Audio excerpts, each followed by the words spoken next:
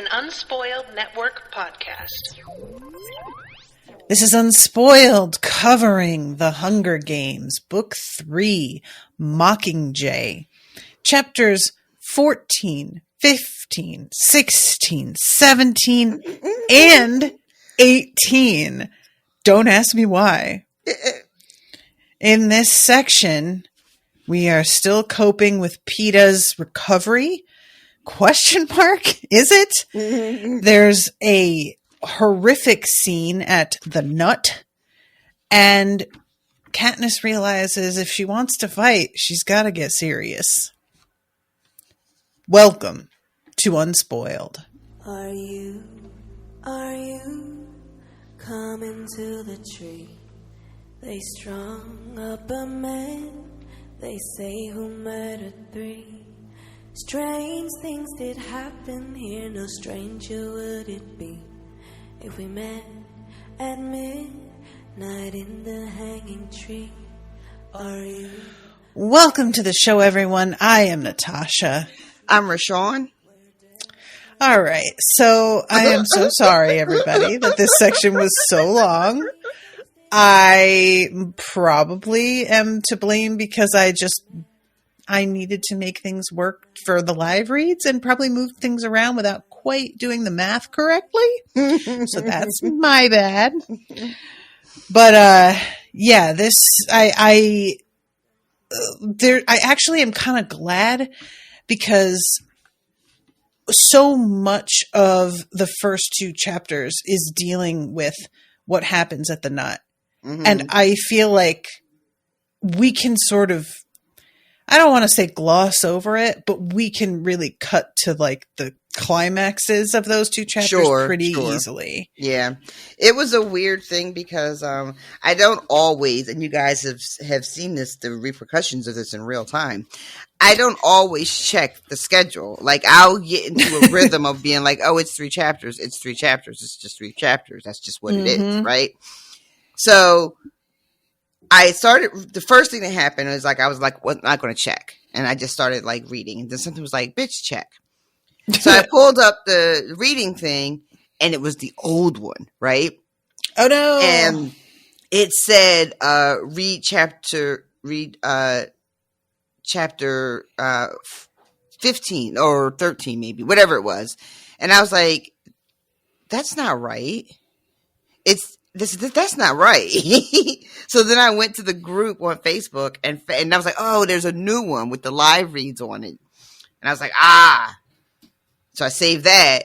And then I looked at the number 14 and 18. I was like, that can't be right. And I almost texted you to be like, this doesn't seem right. But you posted it. So I was like, this is okay. I guess I'm just reading 14 to 18. Yeah, this was, you guys, I've read this book over and over again, actually, recently. Like, I've gone back and listened to these. Probably the second half of the book I've listened to now, like, 3 times in the past couple months. So the fact that I read the first 3 and not the next 2 is no issue because I remember quite well what's in the next 2 chapters. Excellent. But, yeah, I definitely had a moment where Rashawn is like, well, up until 18. And I was like, what now? Like the Zencaster is going to be misleading because I typed in 14 through 16 on that. But okay, so we start off in 14. At the end of 13 is her saying, I can't stay here. Send me to 2. And we open up 14 with her already at 2. Yeah, she's there and has been there for a couple days at least. Yeah. And,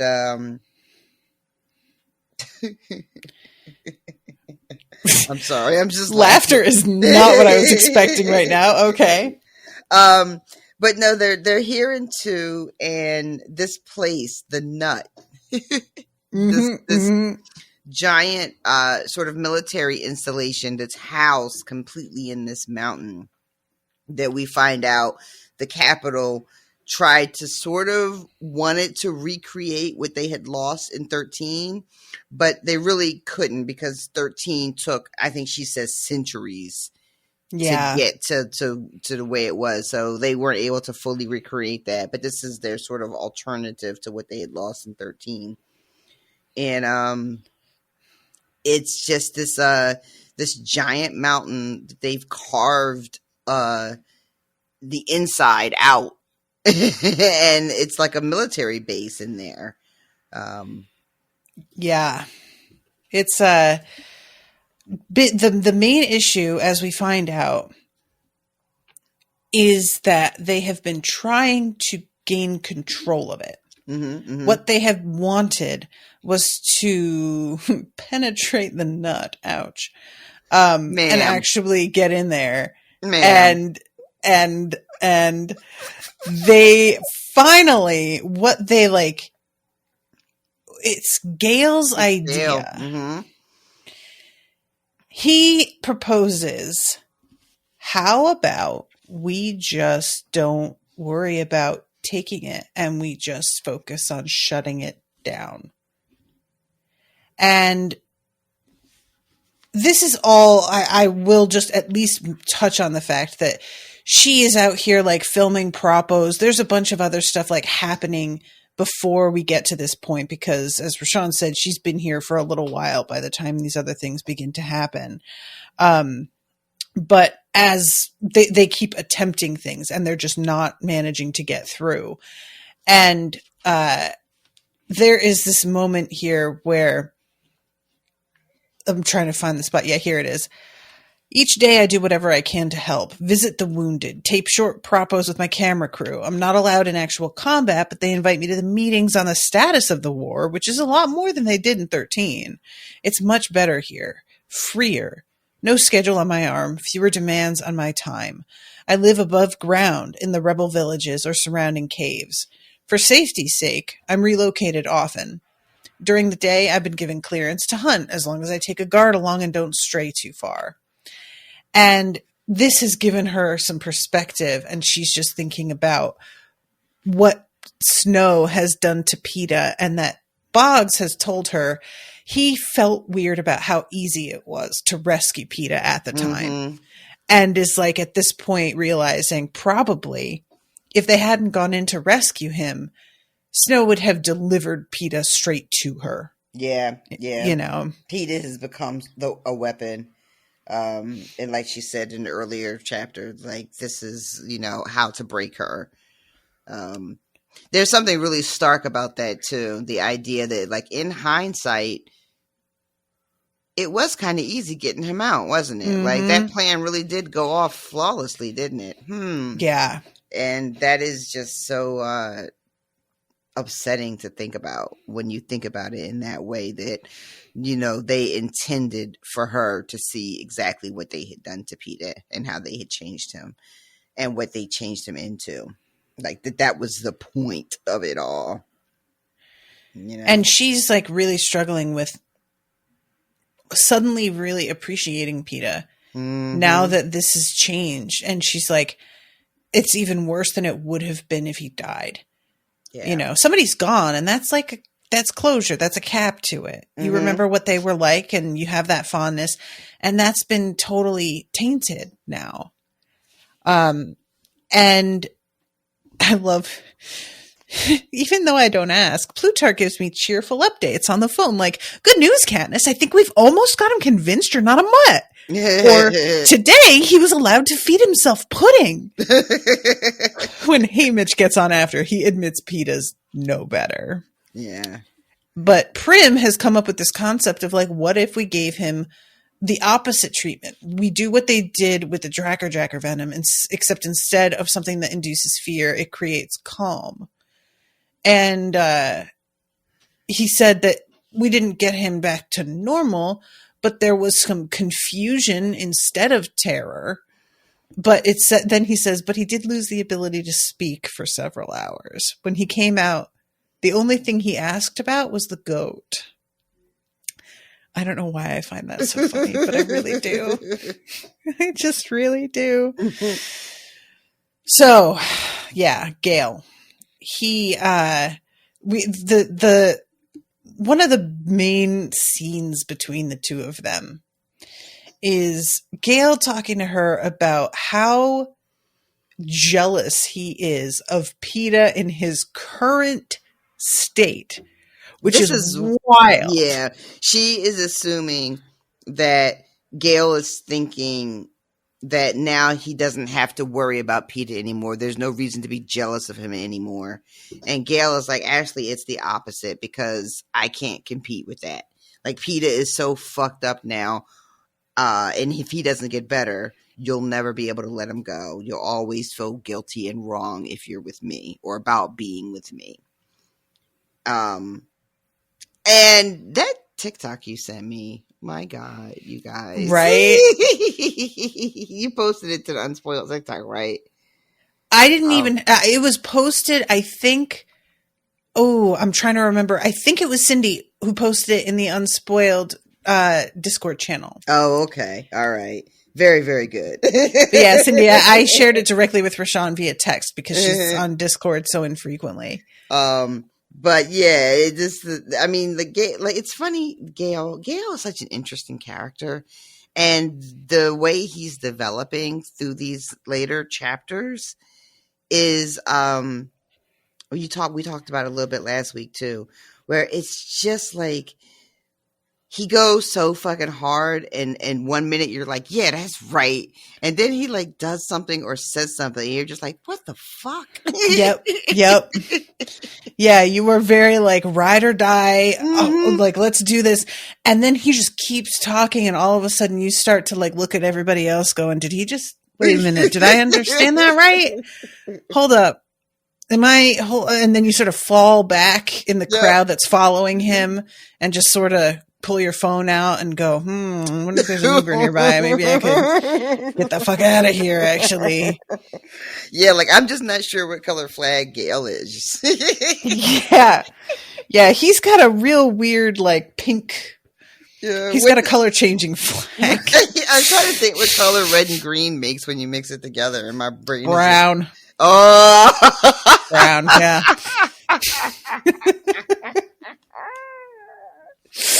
That sounds really insulting. Oh, you're such a brown flag. That sounds so upsetting. But yeah, this like conversation, what it comes down to is that he says like, you're never going to feel okay being with me.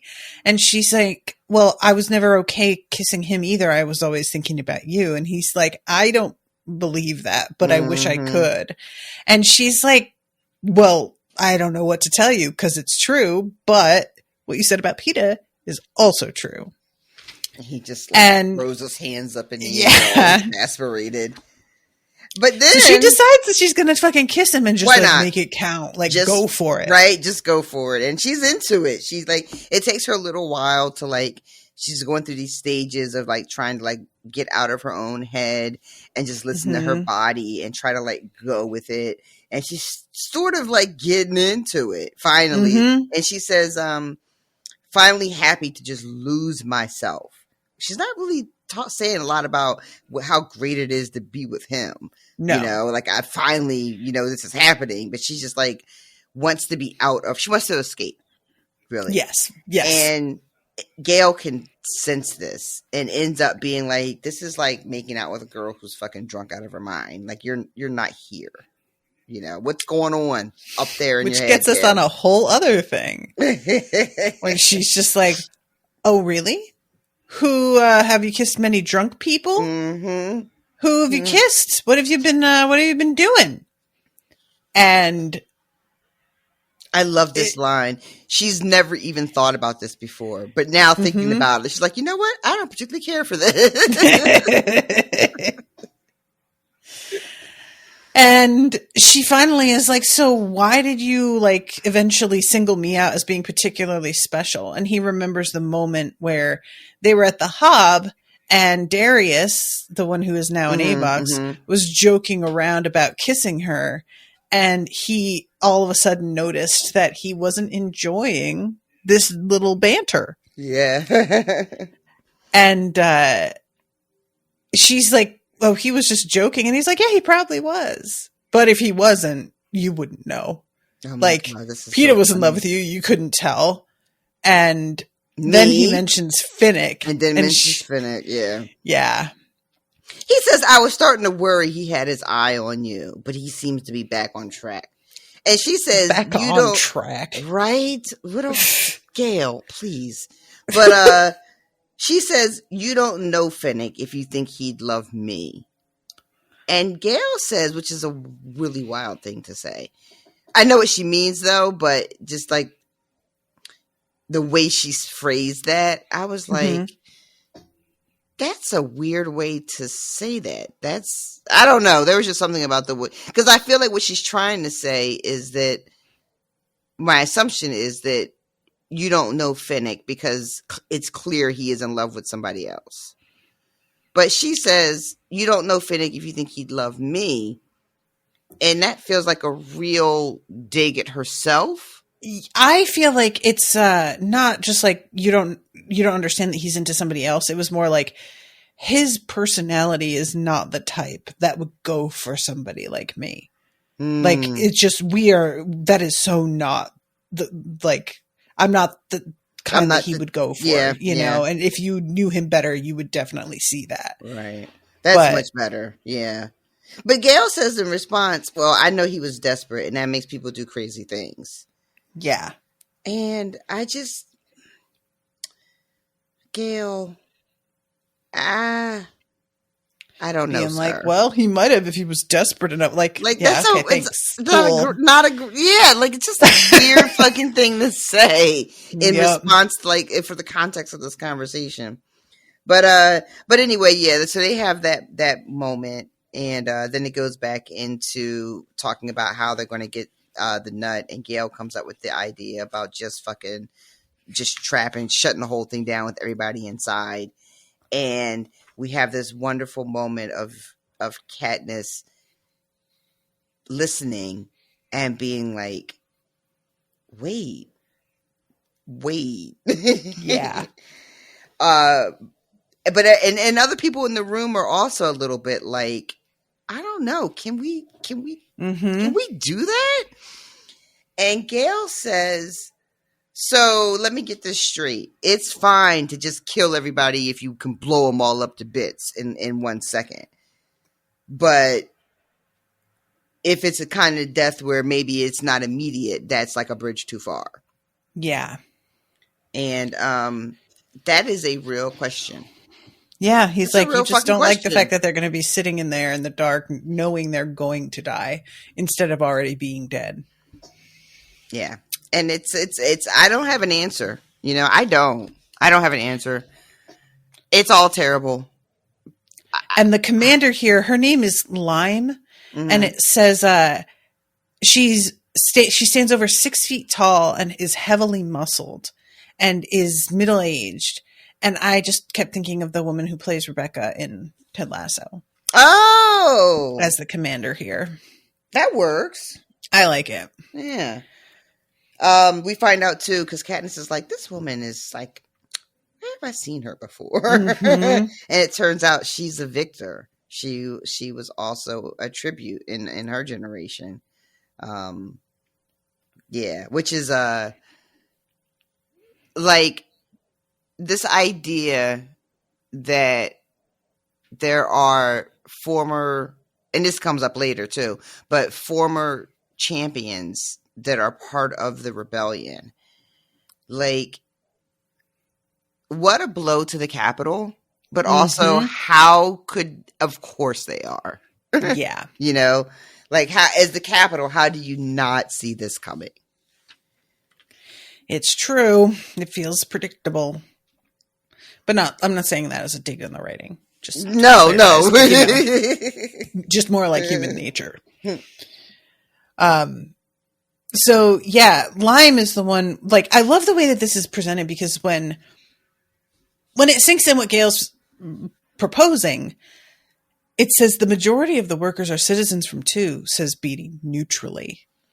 And this is the thing with him, is that he isn't accusatory when he makes a statement. He just points out a thing and sort of stands back to let other people draw the conclusions they may. And there's something fascinating about that to me, where I can't decide if Beatty really doesn't care either way, or if he feels the need simply to present all the facets of what they're proposing, or if he does care, but he sort of feels like I am going to say this in as dispassionate a way as I can so as not to influence decision making. The way I read Beatty, and this is going to sound like a dig at the writing, and it might like low key be shady, but I don't mean it negatively. But you know that thing that happens in pop culture, and I don't know where it started, though I always blame Star Trek. I don't know if Star Trek is actually the cause of this. But you know the trope of like, I am so smart, I'm almost like a robot, and I can't help but be logical at all times, and I have no emotion invested in anything. Yeah. So Beatty is like super fucking smart. And he is presented in this way where he's, like you said, very dispassionate, and he's just stating the facts of the matter. You know, they don't have Beatty react negatively to other people's emotions, which is usually folded into that trope. True. Where the person will be like, I don't understand why you're being so emotional. Like she doesn't have Beatty respond to people in that way. But the way he behaves is almost like, well, I'm just saying what's true, you know? And it seems like it's tied to this sort of like, you know, and it also feels like because of the district that he's from, that this might also be like sort of cultural. Maybe. You know? Yeah. But that's interesting. But anyway, that's so whenever Beatty is around, that's how I read him. I read him very like, oh, okay, he's the Spock. Yeah, I definitely see that. So at this point, when Gale sees people being a little bit resistant to this proposal, he's like, we watched them burn children to death. Like, you guys, what the fuck? And Katniss tries to be like, dude, this is going to be like causing a mind collapse, because that is how their parents, their fathers each died. And she's thinking that's going to really like resonate. And it does not. He's just like, yeah, and that killed them a lot more like quickly. But not so quick as the one that killed our fathers. And that's when he's like, oh, is that the fucking problem? It has to be a quick death, and then you're okay with that. And when she mentions that like some of those people are spies for us, and would you kill? And he's like, not only am I willing to kill them, if I were a spy, I would be willing to die. And she's like, I know he's not lying too. Like, he's definitely telling the truth about that. Yeah. And she even says, well, you know, perhaps we would all do the same if we were the spies and we were given the choice. I guess I would too. But but the difference is it's a cold-hearted decision to make for other people.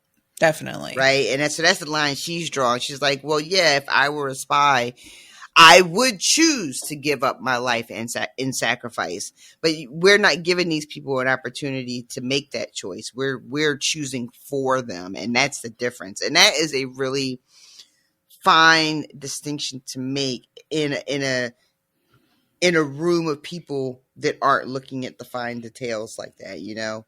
And maybe you can't. Maybe to be in a room like this, you can't be concerned with those types of distinctions, you know. Maybe that's the whole point. I mean, I could argue that if you decide you're going to be a spy, you're aware this is the risk. I think that's 100% Gale's argument. Yeah. So it's almost like you're deciding in this particular instance, but they have already kind of consented by taking the job on. Yeah. And that's what we say about, you know, our soldiers, and you know, we say, well, once you sign up, you are saying, I am okay with however this turns out, you know. I don't know if I could make those kinds of choices, you know, for other people. I don't know if I would choose to sacrifice myself in that way. I mean, I like to think that I would, but like real talk, I don't know, y'all. I really don't know. I don't see it for me. I'll say that. I can be selfless in some ways, but honestly, not many. And I don't think like that. Who knows, though? And there's still. Oh, I'm sorry. I was going to say. No, you go ahead. I was going to say there's still talk of like because Gail is like, or somebody is like, we can trap them or flush them out. And the idea is that the people who can escape the mountain by this train tunnel that they have, we can just be waiting for them. Yeah. Like fish in a barrel. And somebody's like, well, they're going to come out armed. And I think it's Boggs who's like, well, we'll just take them prisoner. Yeah, he wants to be like, we'll give them an out so that they don't all have to die. And even that seems to be like not like too merciful. It feels like for some people. And so then they're like, all right, well, we'll let President Coin make the decision. And Gail's like, she's going to block the fucking tunnel. Like, there's no question. I love that Beatty's like, yeah, that's probably true.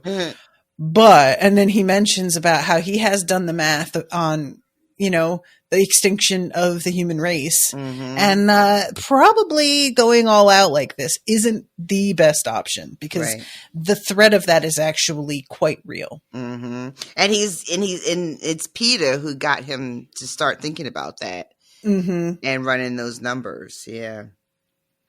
Peter, man. Yep.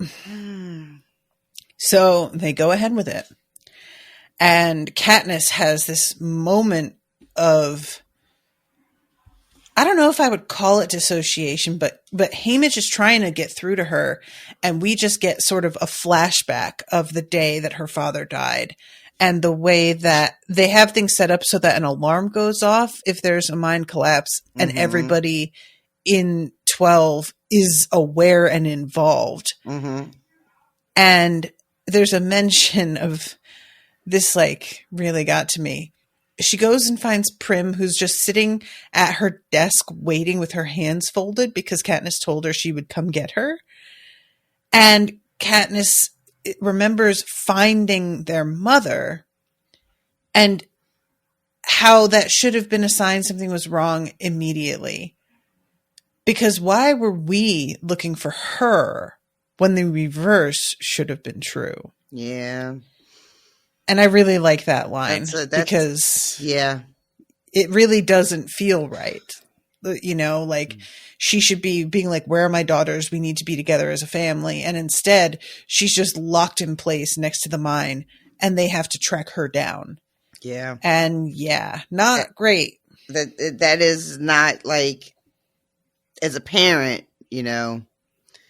but as a wife, and I think too, like once you have children, they have to become like the priority, which is a thing that people don't like. We're not supposed to talk about in like polite company. Your children are supposed to be everything, even more important than your marriage. Which is why a lot of times once the kids are grown, marriages fall apart because people realize, oh, I don't even know you.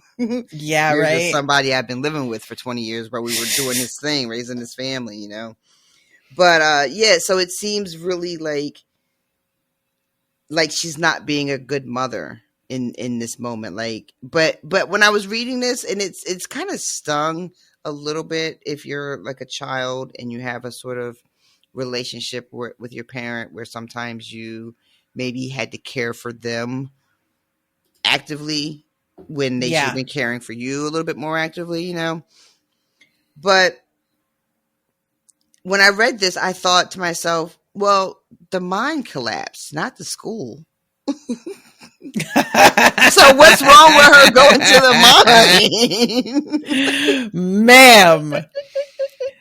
This is just evidence of how low the bar is for us regarding our parents. And that is damning as hell, actually. Truly. Oof, Jesus. Probably also the reason why I don't have kids. Listen, this is what I'm saying, right, though? Like, no. Thanks, but I'll pass. So she finally sort of comes back to the present and is realizing, like, I got to answer Haymitch before he decides to get that damn head shackle out. Yeah. I love this. The last thing she thinks before she finally, like, Haymitch snaps her out of it, she is like, what did we just fucking do? Yeah. What did we do? And then Heyman snaps her out of it, and she responds back to him, and they have to like get ushered into like sort of safety because they're just kind of like exposed, Very watching all much so. this happen. Yep. So she gets in out of the way, and Boggs is down there, and he's like, okay, we didn't bomb the tunnel. So we're hoping that people are going to behave when they come out, and we won't have to shoot them. We're going to leave the tunnel open so that they can get as many people out as possible. And he goes to find a blanket because she's starting to shake, and she's sort of like, I don't want a fucking blanket, but he just goes. And then as she's waiting, Haymitch tells her about a turn of events with PETA where he had a memory of the hanging tree because of her father having sung it. Yeah. And it was like one of the memories that's the closest to her specifically that hasn't completely sent him reeling. And it's like minor, but it's something. Yeah. And it says because she's like, because the memory that PETA has is of her dad coming to the bakery. And she asked, was I there too? And Haymitch is like, no. Yeah. No. And this for Katniss is she's just like, this whole day, like my dad is everywhere today, which is really kind of like bittersweet that she's, you know, having this news of PETA and this memory of the song, but she has just watched basically a mining accident and been re-traumatized, you know, around her father's death. It's really interesting how that can happen too. Like, you ever have that days where like a particular person who has passed, they just come up repeatedly and you're just sort of like, what is in the air today? Yeah, that happened to me recently, actually. Yeah. It's always odd. It feels like, are you around? Are you poking and prodding at me? Yeah, I had thinking about my aunt earlier in the day, one day this week, and then out of nowhere, my mom tells me a story about a nurse of hers who had the same name as my aunt. My aunt's, which it's like a really old fashioned name now. My aunt's name was Mary Agnes, but it was like both. It wasn't like her first name was Mary and her middle name was Agnes. Her name was Mary Agnes, and my mom had a nurse with the same name. And I was like, oh, that's so funny. I was just thinking about her earlier today and telling someone else a story about her. And she just popped up again. Yeah. So Katniss is asked to give a speech, and Haymitch is going to feed her the lines. And she's standing like with nobody visible below her, having to perform, and is not excited about it. But she begins and then is interrupted as these trains come into the station from the tunnel. And all these people begin to pour out. Because it's been hours because no trains have come. They've been waiting for all of these trains, like this mass exodus to come from the mountain. And it never happened. There's all this fighting going on, and it's rebels and peacekeepers that are fighting in the streets, but no one has really come. And so, he wants Katniss to give a speech to try to, like, calm things down, I think. Yeah. He's like, you could save a lot of lives and try to get the fighting to stop. And then, all of a sudden, a fucking train comes. They all show up. And these people come out, and there's, smoke coming out with them. And there's a, fire in the station. And she says one of the trains must actually be on fire. And this man staggers out. And she sees when he falls the scorch marks on his shirt, and all of a sudden just sees a person. This is not an enemy. And she can't stand there and let them shoot him. And she just sprints down. And as she's heading for him, he lifts his rifle and points it at her. Yeah. This is fucking tense. This is intense. Yeah. Yeah, and Haymitch is in her ear telling her to freeze, and she's looking at this guy because, he's got the gun drawn, pointed at her fucking head, so she backs up a few steps, puts her like her hands in the air, like, yeah, I'm not going to shoot you or anything. He's got like a hole in the side of his fucking face. This guy, Mm-hmm. and is in smells of burning things. She says, and she can barely understand him. And he asks her, "Give me one reason I shouldn't shoot you." And there's a moment, and she realizes, I don't have a reason, and she just says that. I can't give you a reason. And then she, in true Katniss fashion, has this remarkable speech because she can only do it when it's real. Mm-hmm. You know? Mm-hmm. And she is channeling PETA. Oh, that's interesting. Yeah, I guess so, though. Yeah. I see what you mean. Yeah, she's not doing it it's not like she's like, oh, let me just, like, she thinks of PETA in this moment after she's done, but she doesn't think of him before she starts, you know, and she's just telling him, like, what are we doing? We are not each other's real enemy, you know, this is going around and around. And she says that, she says something like, I don't want to kill their slaves for them anymore, or something like that. Mm-hmm. Yeah, I'm done killing their slaves for them. And the guy is like, I'm not their slave. And she says, well, I am. I loved that because, like, when he says I'm not their slave, my instinct is to be like, bitch, come on. Of course you are. And she just doesn't engage with that part. She's like, I'll just talk about myself then. Mm-hmm. Yes, I am. I was in the fucking arena. Like, come on. And I just really like the fact that she approaches it that way. Yeah, agreed.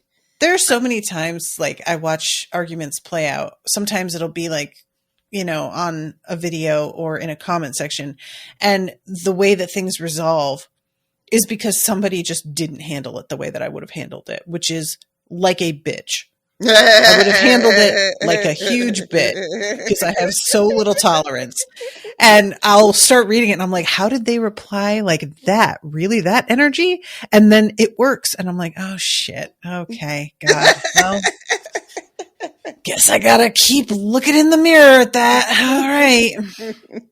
But yeah, this is one of those moments for me where I'm just like, I would have gotten so sidetracked. Yep. she is focused. Right. I'm going to stop everything I'm doing and give him a million examples of why he is a slave and try to convince him to face that reality. But instead, she's just like, no, well, let me tell you about how I am and how I'm tired of it and what they made me do. And I don't want to do it anymore. And then she remembers PETA on the rooftop the night before the first game started and just being like, God, he got it. He had it all before we ever stepped foot in the arena. He already understood everything. Yeah. And she thinks to herself, I hope he's watching this now, that he remembers that night. And maybe he'll forgive me when I die. And Haymitch is in her ear, says, tell him about watching the mountain go down. And she does. It's so funny to me how he was going to give her this very scripted speech, you know, and feed her lines. And then he's just prompting her vaguely later. Yeah, agree. And yeah, so she talks about what it was like watching the mountain go down and how it was for her in 12. And that it was the capital. Like, once again, like she keeps bringing everything back to them, which is so smart, you know? Yeah. She's just like, they did that. We don't have anything to fight one another about except what the Capitol gave us to fight about. And then she goes down to her knees and she asks him to his face, like, why are you fighting with rebels? Why are you fighting with the woman who was your victor in the Hunger Game? Why are you fighting your neighbors, probably even your family? And he says, I don't know, but he doesn't take the gun off of her. No. And then we have Haymitch in her ear. Who is the enemy? Which is a fantastic callback, right? Yep. Like, it's so good. It's so well placed. And she picks right up on it. These people, and she points to everybody, these are not your enemy. Join us. We only have one enemy. And it's feeling like she's doing it, man. This she's is the rousing change we need. She's yeah. doing it. And then, instead, I watch myself get shot on television. Oh my God. When I tell you the first time I read this, I was so shocked. Oh my God. And then when I reread it, I couldn't remember how it went. So when I got to that line, I cackled because I was just like, oh God, of course. Jesus Christ. But yeah, my God. Yeah, it was quite shocking for me. I will tell you that. I was going to ask, like, were you expecting it to go that way? Or even a little bit, not even a little bit. And it's so funny too, because we don't know who shot her at this point. And so I'm like, well, goddamn. right? And then I was like, wait a minute. If it was him, he was aimed at her head. And then we find out, it doesn't take very long to find out that it was someone else that shot her. But yeah, I was like, well damn. I thought that we were, I can't help but wonder, did somebody see like the tides shifting? They're starting to listen to her. I got to get her down before they fall for the line. I've been trying to sort of guess where somebody was mentally when they took that shot, but I really don't know. My tendency, of course, is to not be super generous. And so to think that somebody pulled the trigger kind of, I don't want to say pettily, that's not really it, but more like there was a what's the word I want? When somebody, cynical, that there was sort of a cynical reason behind it. Right. I don't know. I think really it's probably because all it says is that it wasn't the guy she was talking to. It was just somebody in the back of the crowd. And that's really all they tell us. So I just figure it's somebody who is just on autopilot and sees her, knows she's the air quotes the enemy, and takes a shot, which is actually very, very fucking realistic. She's just out in the open, Of course she got fucking shot. Oh, yeah. But she wakes up in the hospital and she's like all doped up on morphine and she's having this weird sort of hallucination of PETA. And this word always is floating around, which gave me like a fucking Harry Potter flashback. Right. Didn't love that. Yeah, I definitely wish that always had not been like so owned by Harry Potter at this point, but I don't know if there's any coming back from that. No, there's not. Yeah. And she's in the hospital. Everything's all groggy. And she fucking mumbles, I'm alive. And it's Joanna. No kidding, brainless. And then she comes over, plops down on this bed. Katniss is all fucked up. She's all bruised up and shit. She's been shot. Joanna just plops down all heavily, causing all this pain, and then steals her fucking drugs. I love her so much. Joanna is such a bitch, and she has earned every moment of it. Like, she just deserves to be a bitch. She gets to be. I am never going to hold that against her. And the fact that she's over here just like, yeah, I'm taking your drugs. You want to fight about it? Right. And like Katniss very much is aware I can't fight about it. Like, yeah, I owe her so much. I have no right to mind, and she knows it. Yep. And eventually there's a point where Katniss is starting to be like, okay, I really would like that drug for myself though. And she just decides to let it go. Like, one of my favorite recurring themes of the series is how much Katniss hates owing people and how many people she owes. Right. Yep. Because you don't make it through life without owing people. If you're lucky, there are people who are able and willing to help you when you need it. And sometimes even if you don't know you need it, you can't, to go through life hoping that you're never indebted to anyone means that you're never like graced by anything, by other people. True. And that's just like nobody, why would you want to live that way? But, this long list of people, she's got like the opposite of Arya. Like, instead of like a murder list, she's got a, oh God, fuck them, thank you list. It's just like, and it keeps getting longer and longer. Yep. Yeah, it reminds me kind of oh my God, Black Widow. And she always talks about how she has red in her ledger that she wants to wipe out. Like she has a similar thing of just like, I don't like owing people favors. And with her, there's almost a sense of like, because folks leverage it over me. Like it's so transactional, being like a sort of proactive about making sure that nobody can blackmail you into something later is kind of the sense you get, Yeah. But yeah. And just Joanna's like whole attitude of when at one point she says something about how like we all have to keep you alive, and Katniss is like, is that why you hate me? And she says partly. Like she doesn't deny it. She doesn't even like look bashful about it. No, she's fully like, just jealousy is certainly involved. Mm-hmm. I also think you're a little hard to swallow. Yeah, she's like, you're a whole act. And then she's like, and it's not an act. And that's what's so gross about it. I hate it. And I just could not stop giggling over this. She's just so disgusted. She says, please feel free to take this personally.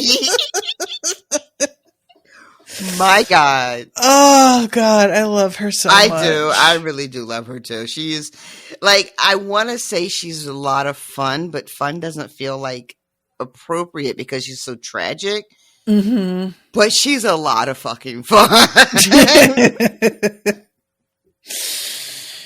Yeah. So, Katniss says you should have been the Mockingjay. Yeah. Which I'm like, no, she shouldn't, Katniss. What, are you kidding me? She said, and she immediately is like, people don't like me. Yeah, she's like, no, it's true, but no one likes me. Which is funny because people don't really like Katniss either. That's true. So Gale shows up here and she flirts with him. She calls him gorgeous. Oh and I was just like, is he now? All right. Noted. Nudging his leg with her hip as she scoots by him. Meanwhile, Gale is like, terrifying. So he comes in and they basically get in another sort of confrontation about his trap. Mm-hmm. And he's like, what's the difference between doing it this way or blowing them out of the sky with an arrow? And she's like, well, in 8, we were being attacked. And he's like, yeah, by planes from 2. So taking them out, we don't get attacked again. And she's like, well, but that circular thing, like you could just keep on making this argument. Mm-hmm. You could justify sending kids into the games to prevent districts from getting out of line, she says. With that kind of logic. I don't buy that, he tells me. I do, I reply. It must be those trips to the arena.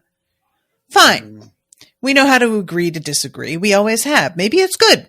Between you and me, we've got District 2 now. And she can't help but be like, word? Oh, well. Okay, nice. That's cool. And we sort of jump quickly from there to her having to film another propo and let everybody know that she is alive and everything. And we get the thing with Plutarch and the Panem et Circenses is apparently how this is pronounced, which I would never have guessed. But yeah, that's the bread and circuses thing, which you and I had already talked about at the beginning of the book. Mm-hmm.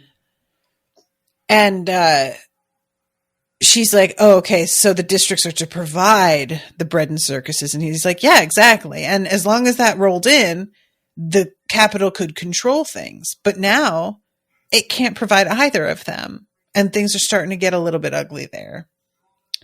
And it made me think about, maybe that's something that would have to happen here, is that we need to have some like genuine, real supply line issues, not the bullshit where we're just price gouging and talking about supply line out the side of our mouth, like completely full of shit. I mean, like real disruption of stuff. There was a taste of it with like the writer's strike, and then it turning into like a whole sort of Hollywood strike. And it just didn't last enough for it to really become an issue. There was so much that was like available to watch, and you could find it anywhere still.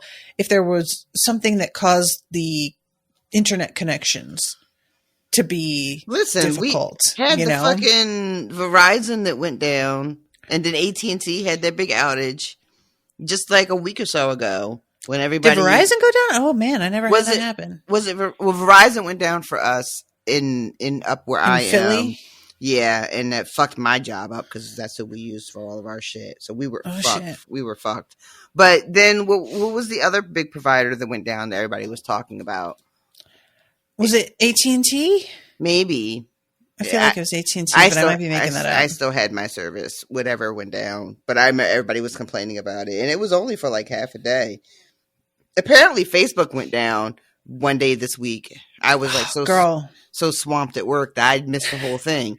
I was literally on my way to meet somebody who was selling me something from Facebook Market. And the only contact we had with each other was through Facebook Messenger.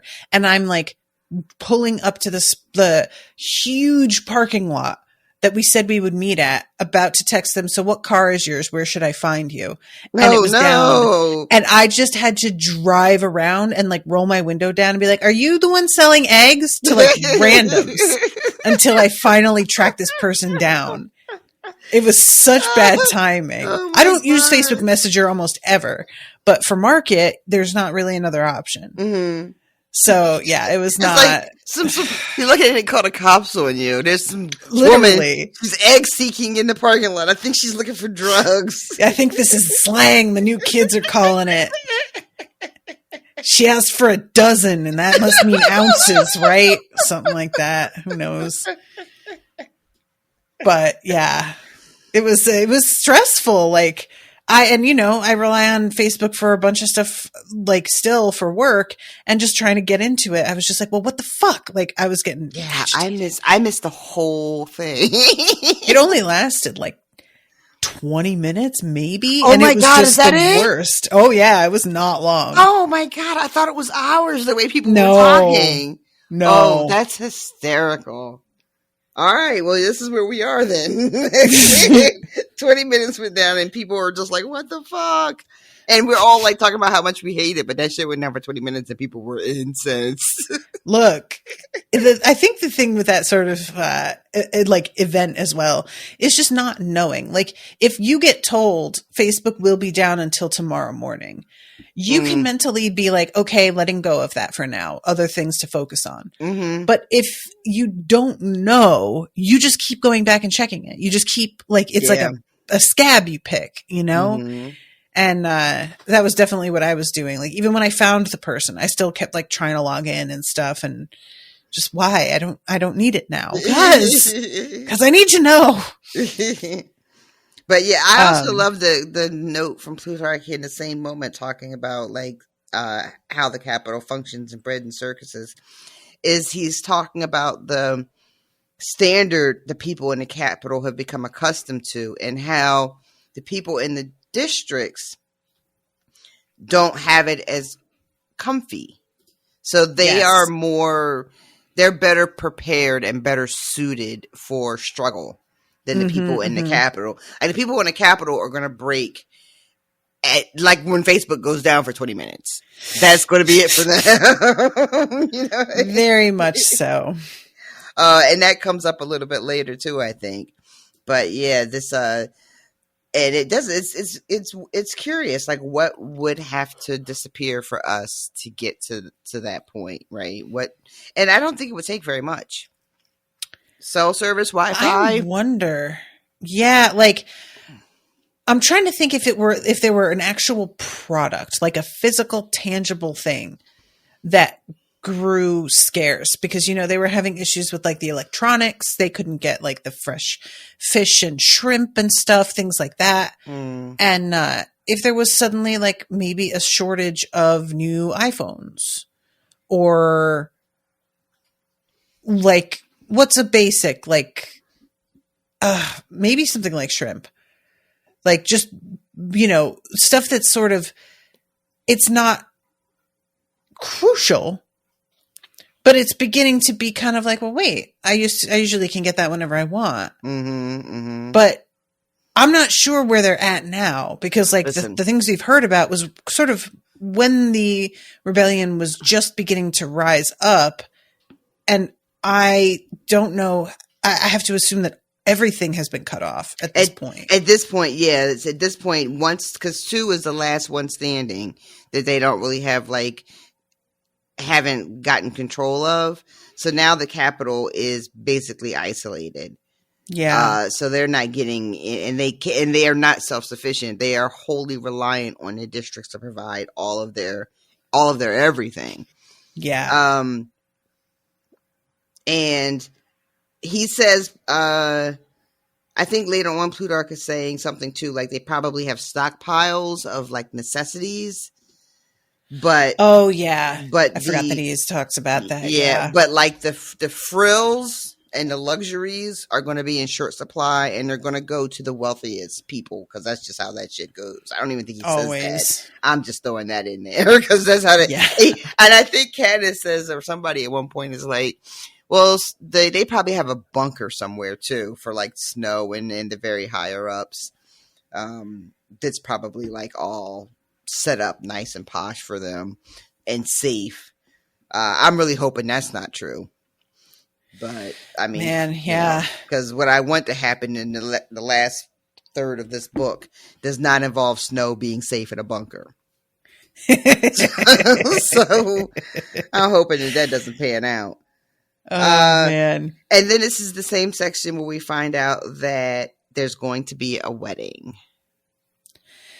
I love the way that this happens, because he says something about like, yeah, well, you know, we've got to get the wedding will be good at taking people's minds off it. And she just assumes, of course, that he's talking about her and Peeta, and just I did too. Freezes up. Yeah, I was like, a wedding? What are we doing? Why are we doing this again? I got so angry. Yeah. And he really quickly realizes like what she has assumed, and it's like, oh God, no, Katniss, no, not you. No, this is going to be Finnick and Annie. And they have like the whole thing with planning the wedding, that there's a lot of pushback from Coin, because it's, you know, an indulgence. And Plutarch wants to go all out in the way that one would in the capital. Yeah. This is very fun.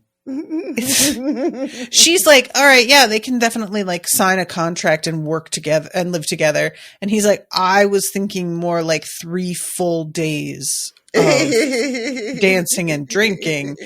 And they eventually come to a compromise, but it really is. I can't believe how out of touch he is, that he thinks that just by being like, it's a wedding, that she'll just suddenly go, oh, okay, you can have whatever you want. Like, sir, where have you been living? Spare no expense. It's right. But they end up putting together a pretty modest but fun-filled event. But what's so wonderful about it is that it's actually 2 people who are in love. It is joyful. And Finnick I love Finnick in this bit. Katniss says something like, it was like meeting him, the real him, for the first time. Yeah. You know, it's not like overly flirtatious lover boy Finnick from the games. You know, it's not like this weird guy she's allied with, but she doesn't really trust, and she's trying to figure out what his angle is. It's just, he's just like funny, self-deprecating. He's a great storyteller. Just like, it's so, so sweet, you guys. I loved every minute of it. And then there comes this moment that's like, I forget this every time. They cart out this huge, gorgeous wedding cake. And as soon as she lays eyes on it, she's like, oh my God, Peeta did that. Yeah. And realizes, okay, Haymitch has definitely been holding out, because there is no way the guy that I saw is capable of this. Like Right. he has got to have really progressed. And it's just, you know, there's something very emotional for me as somebody who is a very creative person about her seeing his art before getting to see his like improvement as a person. Mm-hmm. That this is the evidence for her of like, oh shit, you know, something has changed here, because art is therapeutic, you know, it just really, really is.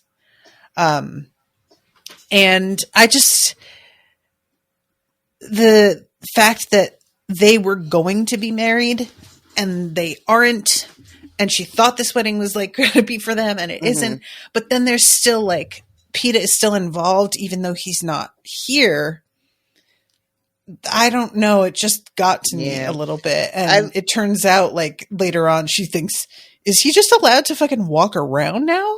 And Haymitch has to be like, oh, no. Trust me. He was under guard, heavy guard while he was doing all of this decorating. Yeah. I love that she recognizes Peeta's work immediately. That there's something about that she knows him well enough and is that familiar with his style of drawing and his craftsmanship when it comes to baking and frosting and decorating and all that, that she knows instantly that is his work. I love that detail that she doesn't have to be told. And we find out that Haymitch has been to see Peeta and that she's surprised. She's like, he didn't go nuts on you? And it turns out, no, he was really angry, but his anger was all based in reality. It was for shit that Haymitch had done, you know, things Peeta had a right to be angry about. It wasn't the result of the torture from the Capitol. Right. Which is telling us that really they spent all of their energy making it so that he hates her specifically. Like, it wasn't about making him hate the rebels or hate, you know, Haymitch or anyone else. It was all about Katniss. Yep. Yeah. Which really, really stings. I mean, I wasn't shocked, but it stings. I also love the dancing bit too at the wedding. It's not a whole thing to talk about, but I really love that 12, the people from 12 was like, oh wait, that's my jam playing. Yes. Yeah, and Joanna has to be like, I know that you are not going to just like stand on the sidelines, because Snow will be so pissed if he sees you dancing, and you cannot pass up that opportunity. And she's like, you know what, you're right. And she just jumps in there. Yeah, I love oh my God, pettiness that made her do it. I forgot about how she offers Annie one of the wedding dresses that Cinna designed for her. Oh, yeah. They go over there and Octavia like falls on the ground, rubbing the fabric on her face, saying, it's been so long since I've seen anything pretty. And I swear to God, I fucking get that so much. I get it. God damn. I love pretty. I just do. And I think I would feel very similarly.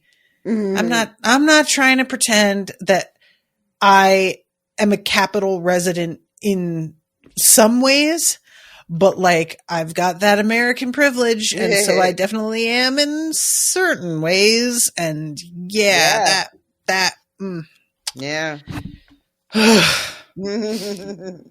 So anyway, yeah, this is just, what I really liked about this, I'm going to say this too. So many times in books like this, you have like a reprieve where there's a wedding and a celebration, and this is when shit just goes wrong because nobody's allowed to have anything nice. And the writer is just like, yeah, let's have this joyful moment interrupted by tragedy. And I've got to say, I didn't really expect it to happen, simply because the book has been so heavy on tragedy in general that it wasn't like, it didn't feel like it would make sense, you know, to do this here. But there was a part of me that was sort of like on alert for it. And I was so relieved when, no, we just get to have a party that's fun, and there's no other thing happening. Yeah, there's no, I mean, it takes a kind of a turn, but it's not at the wedding. You know, the wedding goes off and everybody has a fantastic time. it's Haymitch taking her to the side and being like, hey, Peeta wants to see you. Mm-hmm. And so she leaves this wonderful evening to go and meet with Peeta privately. Well, private, but there's like all these people behind the glass watching. And this meeting, fucking ouch. Right? I don't even know what, like, he hurt my feelings. And I am an innocent bystander to all of this. And I was just like, well, goddamn, I guess I'm not a good person either. I was like, what the fuck? Listen. Oh my God. This shit is harsh. It's also like, yeah, all right. So she goes in there and he's like, yeah, I wanted to look at you. You're not very big or particularly pretty. Mm-hmm. Immediately coming out the gate with a little bit of a swing here. Yeah. And then she shows back with, well, you've looked better. And he's like, wow, not even remotely nice to say that to me after all I've been through. And she's like, we've all been through a fucking lot. And I was never known for being the nice one. You know what? I think I should probably go. And then he catches her by saying he remembers about the bread. And it turns out it wasn't from the taping. He never saw that. And he remembers some real details here. And he's not losing it, you know? And he says, I must have loved you a lot. And she says, you did. And did you love me? He asks. I keep my eyes on the tiled floor. Everyone says I did. Everyone says that's why Snow had you tortured, to break me. Katniss, just say fucking yes, because you did. What does the matter with you? I don't understand. Like, I was like, why are you not just saying yes? I thought we all understood that was what that was. Like, why are you acting like you don't know this to be true? And he says that's not an answer. Mm-hmm. And I was so irritated with her because this is a moment where you just need to, like, just say the fucking things. Just say them. Yeah. Yeah. So I don't know if it's supposed to be that, like, she can't admit now after everything that's happened to him because it feels like she's making herself vulnerable to a stranger. Mm-hmm. You know, like, I don't know. But when he's being kind of shitty, she gets like, she's been prepped to be like, you got to be calm, you got to, like, back off, don't antagonize him, you know, don't get him overly excited. And as soon as he hits her with the fucking, you know, you're not particularly pretty, she's like, oh, word, we're doing that. Yeah. And she's telling herself in her brain, what are you doing? I'm doing everything wrong. Why am I being so defensive? He's the one that's been tortured. He's the one that's been hijacked. What the fuck is my problem? And that's when she's just like, maybe I'll just come back by tomorrow. Yeah.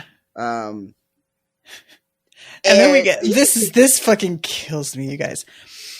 Later, there's a lot of kissing. Didn't seem very genuine on your part. Did you like kissing me? Sometimes. You know people are watching us now. I know. What about Gale? He's not a bad kisser either. And it was okay with both of us, you kissing the other? No, it wasn't okay with either of you, but I wasn't asking your permission. Well, you're a piece of work, aren't you? Haymitch doesn't protest when I walk out, down the hall through the beehive of compartments, find a warm pipe to hide behind in the laundry room. It takes a long time before I get to the bottom of why I'm so upset.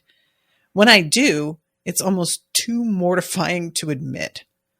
All those months of taking it for granted that Peeta thought I was wonderful are over. Finally, he can see me for who I really am. Violent, distrustful, manipulative, deadly. And I hate him for it. Just brutal. Yeah. And not entirely true and not fair. Not entirely fair. But yeah. But not untrue. You know, it's not. It is a really fucking cold assessment. It's a brutal assessment. And she's not giving, like, she's so fucking defensive here. She's making it, like, she's not being honest about how difficult it has been with this sort of conflicting feelings for Gail and Peeta. You know, she's being super fucking cavalier about the whole thing. Well, I wasn't asking for your permission and all that, right? Yeah. When we know that she struggled, that she is not really sure of how she feels about anybody, that she swings wildly back and forth, you know, because everything is confusing. She's in these very extreme circumstances. She's got these two boys, like, sort of fighting for her, but you know, you're going through this thing with Peeta, but you have this connection with Gail. You know, there's such extreme circumstances, like the bonding with Gail over the trauma of losing their fathers and having to provide for their families. You know, that fosters a connection that would be really difficult for a third party to penetrate. But then you've got, like, the experience of going through the games with Peeta, and, like, who is touching that? No one's touching that. It's, you know, but you know, she's been so conflicted about the whole thing and had so much stress and turmoil and trying to decide how she feels and not really knowing. And in this moment here with Peeta, she's, it was no big deal. Yeah, I kissed him and then I kissed you, and you know, I do what I want to do. I'm a grown ass woman. You know what I mean? Like, that's not really how it was, though, ma'am. That really wasn't how it went down. But, you know, she can't, to your point, I would not trust being vulnerable with this version of Peeta who tried to choke me to death, and who is now like the complete opposite of the man that I remember. You know, so I get it, but it's just so terrible. Yeah, it really just sucks to read. It's like, everybody, it feels like you could all be so much better than this. Why are you being like this? And the way that he's sort of coming at her as well, like, there's definitely, I think, for him, a sense of, like, everybody tells me I was so in love with this person who is essentially a stranger to me. I don't trust any of that at this point. And that has to be really weird as well. Yes. Coming into something and everyone, like, telling you how passionately you felt about someone that you have actively negative feelings about now. Yep. You know? So and then he's just also trying to sort shit out. Right, but he is being really unkind about it because of... Exactly. And then to have her in front of you because you're hoping, well, maybe if I'm looking at her and I'm talking to her, the feelings I'll feel them. It'll make sense to me. And she is being how she's being while he's, like, trying to, you know, see if there's anything there. It's really sad. It's really, really fucking sad, actually. Like, it's a bummer and it's, like, mean and all that, but the heart of it, it's just really, really heartbreaking. Because it's not really either of their fault, you know? There's no like bad guy here. I mean, he's being a dick, but you know, that's not even really his fault. She's kind of being a dick, but that's just Katniss. You know, it's just fucking, it's a shame. I really, I'll say this, that I kind of liked the fact that I had expected there to be just this, like, ongoing, both boys super into her and her having to decide or whatever. And I sort of liked the fact that Peeta gets undercut like this because his love for her was so established before she ever was aware of it and so fundamental. And there being some uncertainty here now with him and this feeling of, like, I don't know if we ever get back to where we had been. Right. It just makes things more interesting. And 100%. It, you know, like, it just was something that I hadn't seen coming. I just kind of thought, like, that's an unshakable part of his character. And no matter what happens to him, that will always remain true. And I liked that she was like, no, torture does things. And you can change people. And also, like, what happens when somebody who you have taken for granted, even as a reader, that he will love her and always like is real about it. What happens when it turns out that's not true? And how does that shift everything? And is that something that any of us as readers can relate to, having taken for granted and then suddenly being brought up short? Like, wait, what? Is really I would have to imagine, as a person that read a lot of YA at the time, and then you come into a book like this when you're so sure you understand like the parameters of the universe, right? And that there's the girl and there's the two boys and and both of them will pine for her forever, and it's completely at her discretion who she ends up with, right? Right. And then to have the rug kind of pulled out from under you, it must have been very jarring. Definitely. And like the first time I read it, I was very much like, my feeling on it at first was completely, oh, Peter will recover from this. This is just to add some tension. But eventually he'll be back to himself, you know, and it'll just be fine. And it wasn't until this scene that I started to be like, oh my, this is not going the way that I thought. I really thought when he saw her here, there would be a whole like moment, you know, and a connection. And instead they're just like pissed at each other. And the fact that it's like, kind of the thing about YA tropes, and often it's not even just YA that does this. There's a whole like weird fake thing that we do where it's like, these two men are the only men who exist in the world. Like these are the only options that our main character has, and she has to choose one of them, right? Even though other men exist. What? But the idea that one of those men that the main protagonist is interested in would rescind his interest, that doesn't happen really. If it does, it's always over some sort of miscommunication or misunderstanding. Like it's always something really foolish that will be very easy to like clear up. Yep. And either if that, only he had all the information, he would know, you know, or maybe like another woman enters the picture who's a threat for like a second. Right. But it's just enough to make you be like, oh no, what's going to happen? And but then eventually like the guy is back like in love with the protagonist again. And that threat of a woman disappears. Back on track, as back on Gail track. would say. But yeah, there was something about him being removed as an option, and not because she wants him removed, even though she also didn't actually want him as an option really either. And I was just felt very unmoored because I was used to the girl really getting to have her pick. And all of a sudden it's like, well, she can't pick him. He doesn't want her. And Gail also is kind of like, the fuck is going on with you? And not that I'm saying he wouldn't be willing eventually, but the scene where they kiss, he is very much like, if you can't like look at me and be present and kiss me, right, I'm not doing this. I just wasn't prepared for these boys to not just fawn over her continually forever.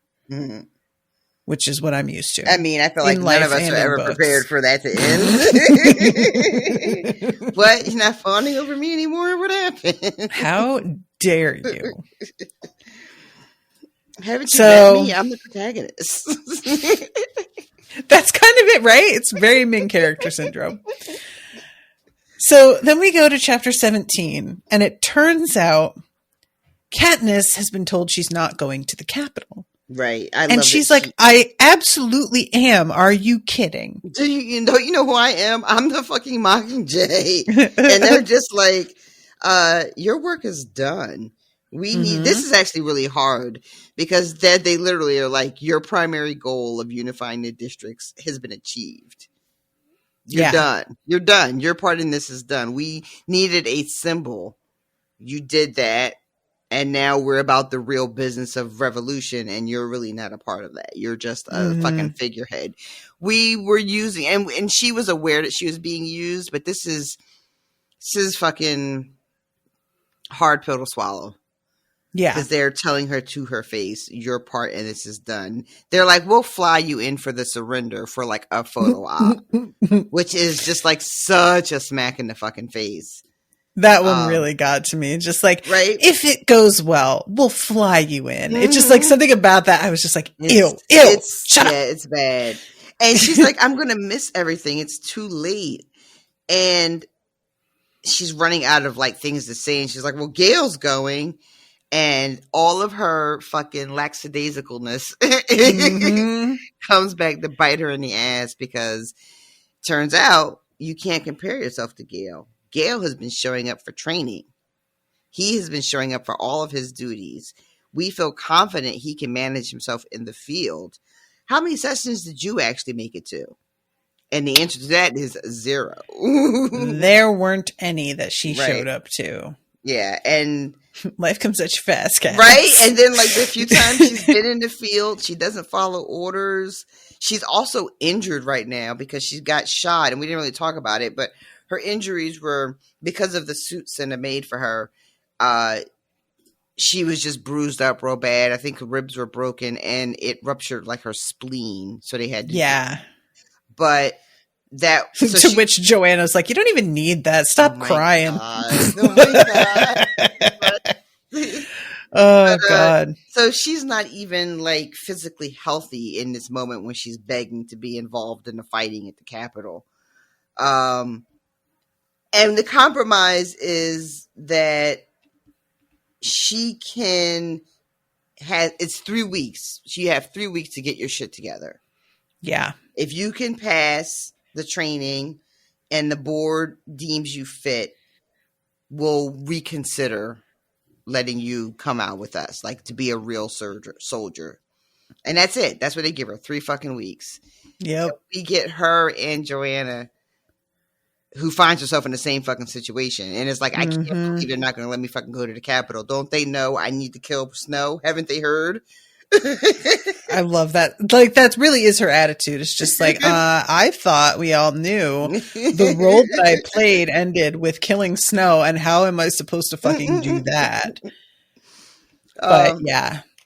So then we get, Joanna, like, she has this weird thing with like water. So yeah, they're doing this this training, and they have to get up every morning, and they're like in such bad shape. It's really funny because this is what would happen to me if I was like supposed to be training. Oh my God. But 3 weeks is nothing. There's like no, to get in. Oh the man. fact that Katniss kind of gets herself in shape in 3 weeks is amazing to me. Remarkable. I mean, definitely. she does do that like super secret procedure thing to get her ribs back in shape, but.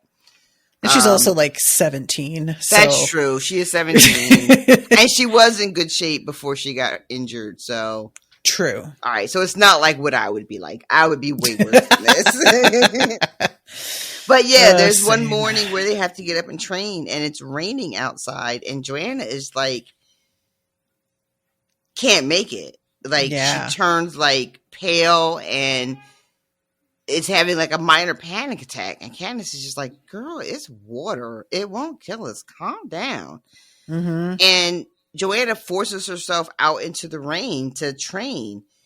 And then we find out later, a little bit later, what the deal is behind that.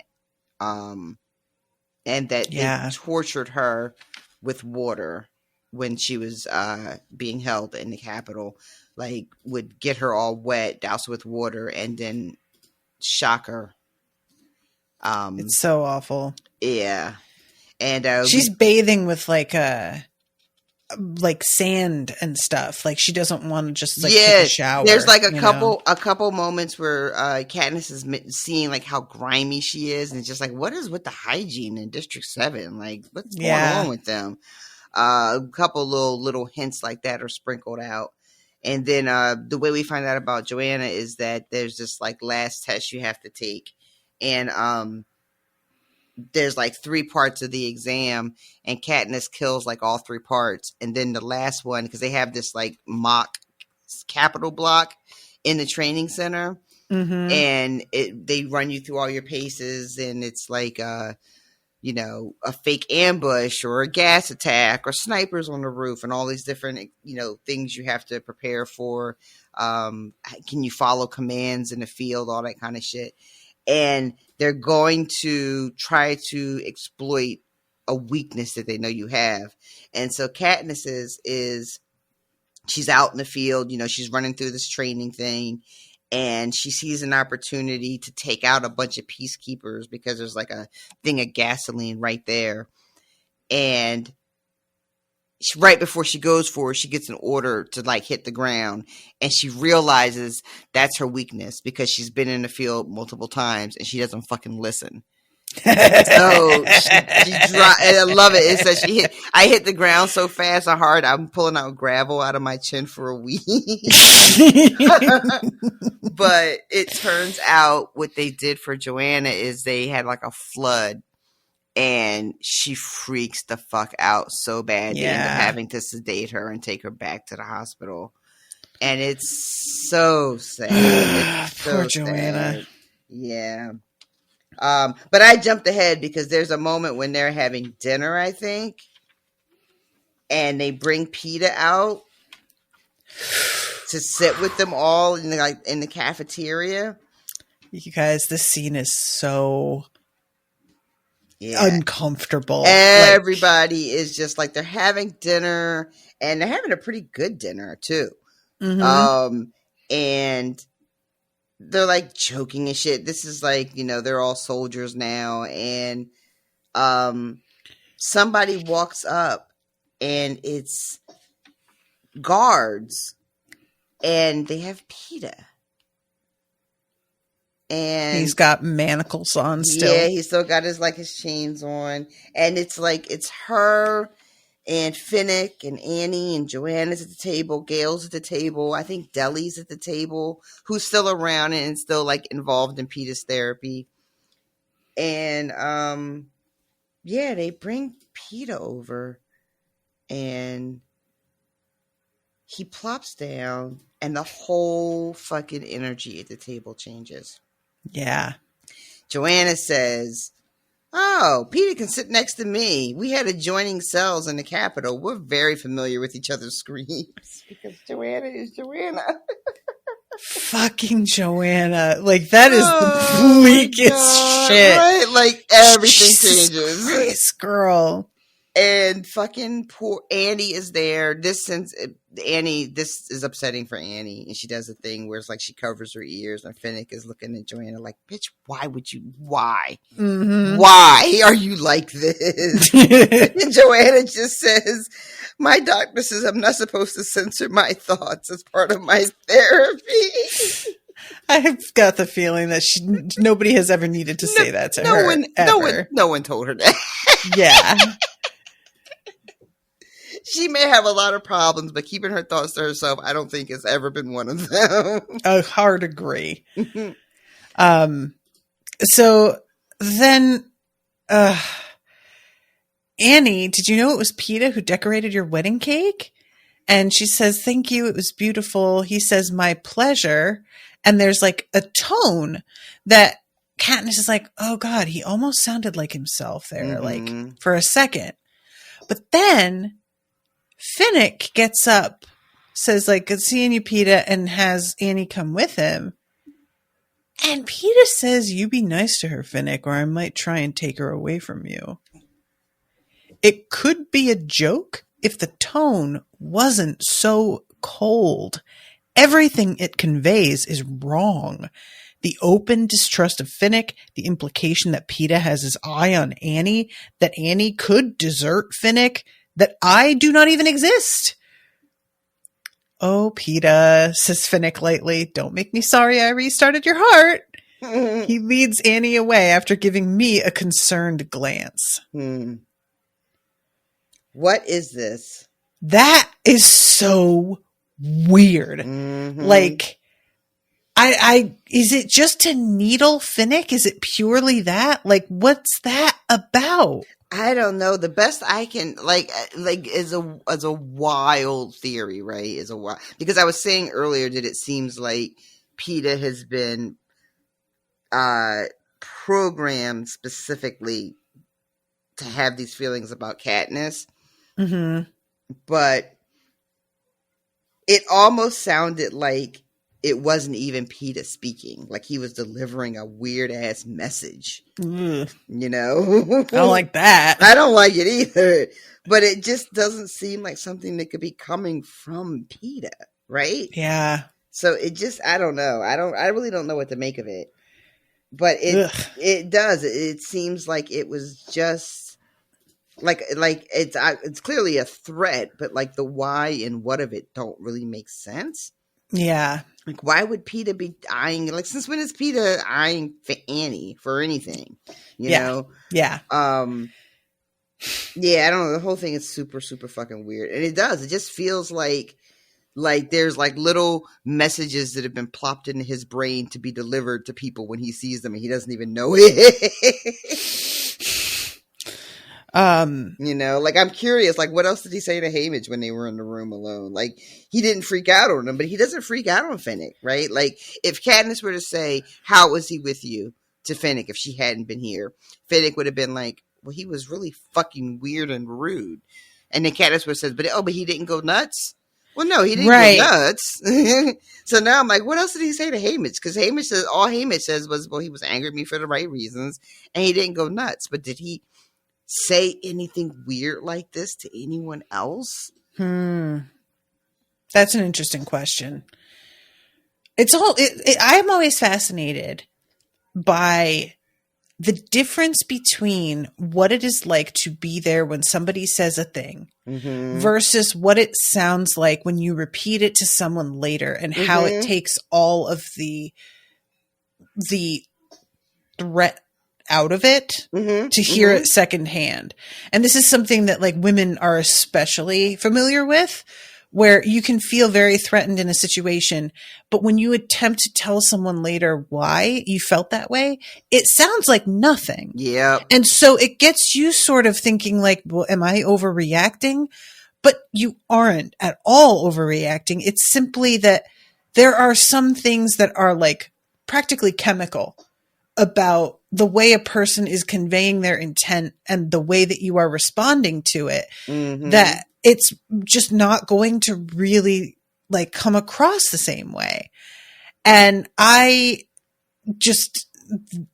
is like a really good question because of how easy it would be to wave it off like nothing even happened. Nothing went wrong. What do you mean? Yep. But it did, though. It's just not going to really sound like anything. So you just leave it out. Yep. You just wave it away. Yeah. Like, why even bother? No one's going to. Yeah. And the part about gaslighting yourself, too, afterwards, when you try to relay it to someone else and it just doesn't hit the same, and you start thinking, well, Jesus, what the fuck's wrong with me then? Like, yeah. Oh, definitely. And this is why, like, so many of us just will keep shit to ourselves because we're just like, I sound crazy. Like, this isn't anything. And then it like continues to be fucking weird because Deli is like, why are you being an asshole? He saved your life. And he's like, he saved me for the rebellion. I don't owe him shit. And of course, Katniss can't help but be like, Mag sacrificed herself. That fucking should matter. And he's like, yeah, things should matter. Shouldn't they? It's so weird though, that they kind of don't a lot of the time. Yeah. It's like, I got some memories that don't make any fucking sense. And I don't think the Capitol did anything to him. A lot of the nights on the train, for instance. And she is like, what the fuck? He's trying to make it sound like a lot more happened than it actually did. And the things that did happen don't even fucking matter. Everything is a lie. Everything is a way of misusing him. And his hands start to twitch. He winds up having to like put them flat on the table, and she's like, is he trying not to strangle me right now? And Gale is very tense. Yeah. And he finally just says like, I don't think I would ever have believed this if I hadn't seen you. Peeta says it to right before then. He's like, so 2 of you a couple now? Or are they still doing the fucking star-crossed lover thing with us? which is just like, oh, Joanna says, still dragging.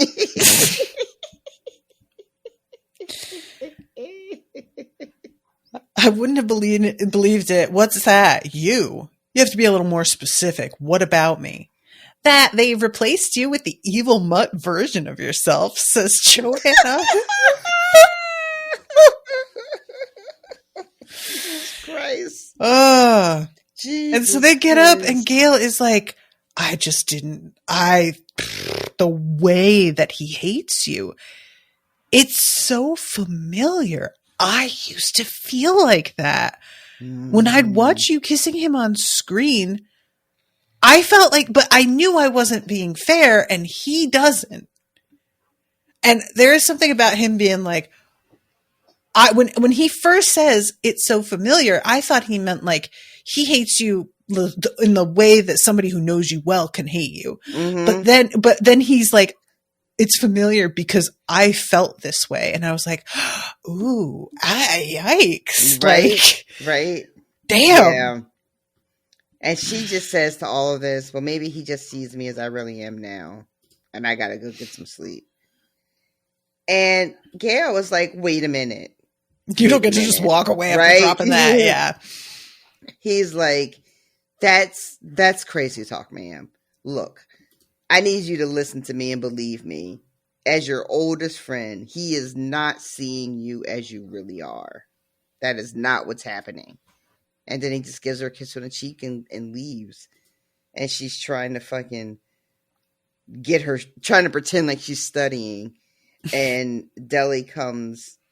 Oh, no, it's Joanna comes in because they're sharing a room now. They're sharing a compartment now while they're training. And tells her that Deli lost her temper at Peeta over how he behaved. And she says she got very squeaky. It was like someone stabbing a mouse with a fork repeatedly.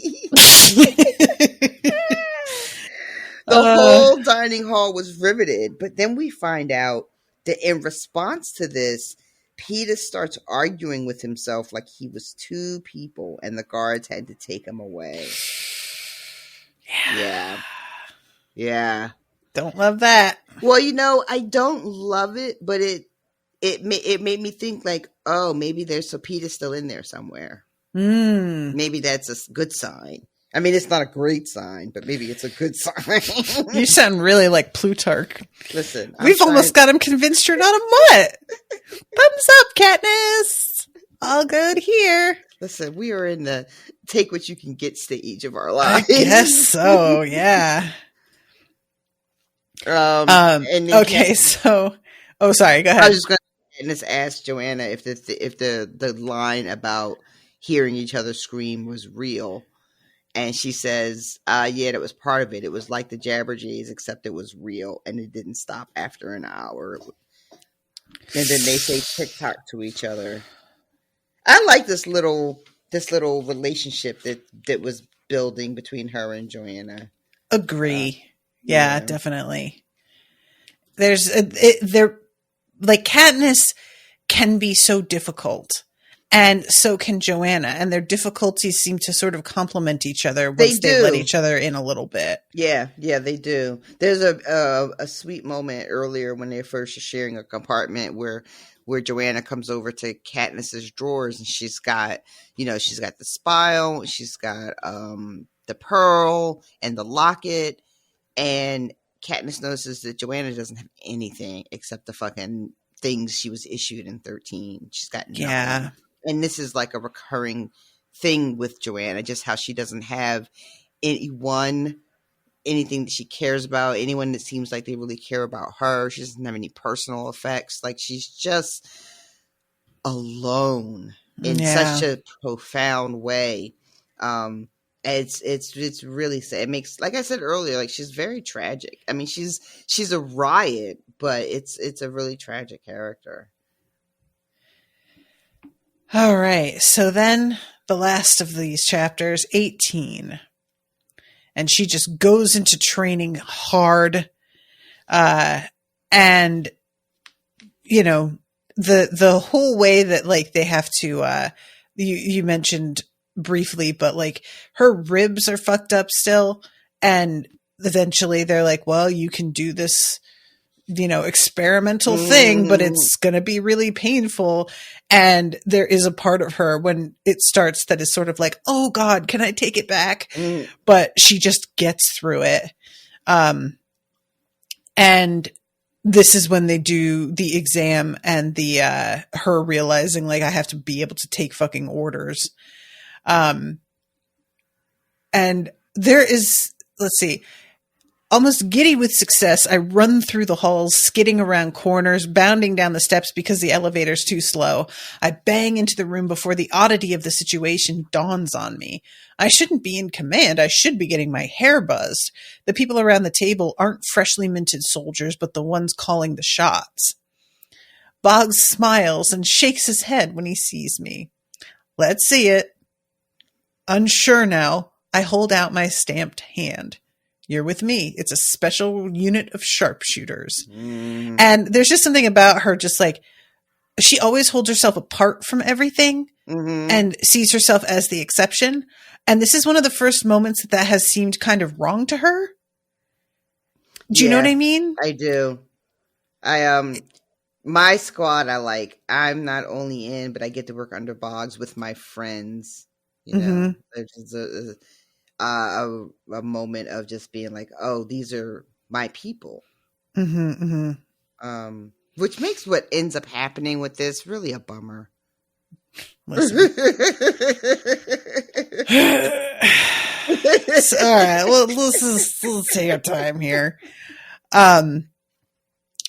So let's see. Plutarch stands over a wide, flat panel in the center of the table. He's explaining something about the nature of what we will encounter in the capital.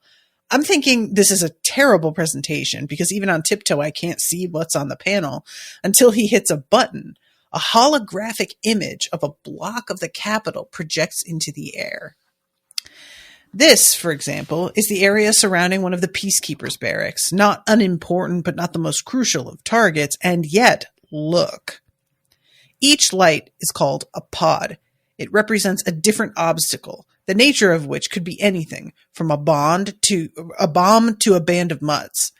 Make no mistake, whatever it contains is designed to either trap or kill you. Some have been in place since the dark days, others developed over the years. To be honest, I created a fair number myself. This program, which one of our people absconded with when we left the capital, is our most recent information. They don't know we have it, but even so, it's likely new pods have been activated in the last few months. This is what you will face. And it took me a second to follow what happens here. Yeah.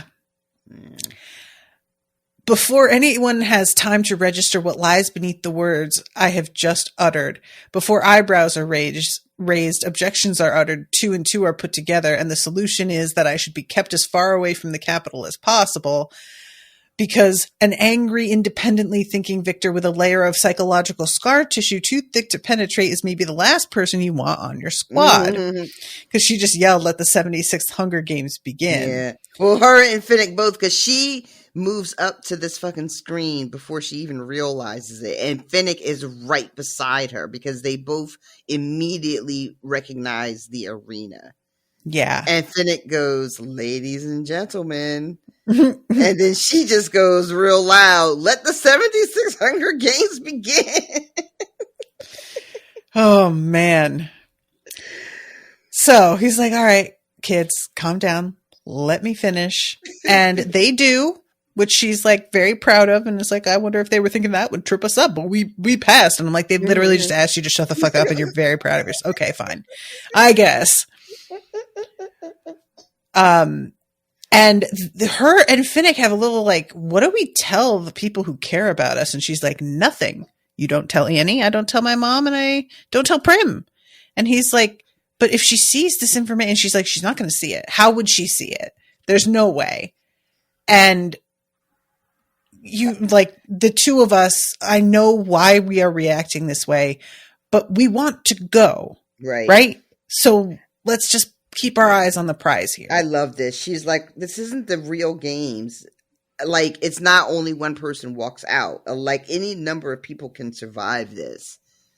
I love that because like the sort of like the trauma of going to the games in itself is it's like bad enough, but then you remember that like the whole deal is, you know, only one of you gets to live, so it's like a death sentence, and she has to be like, wait.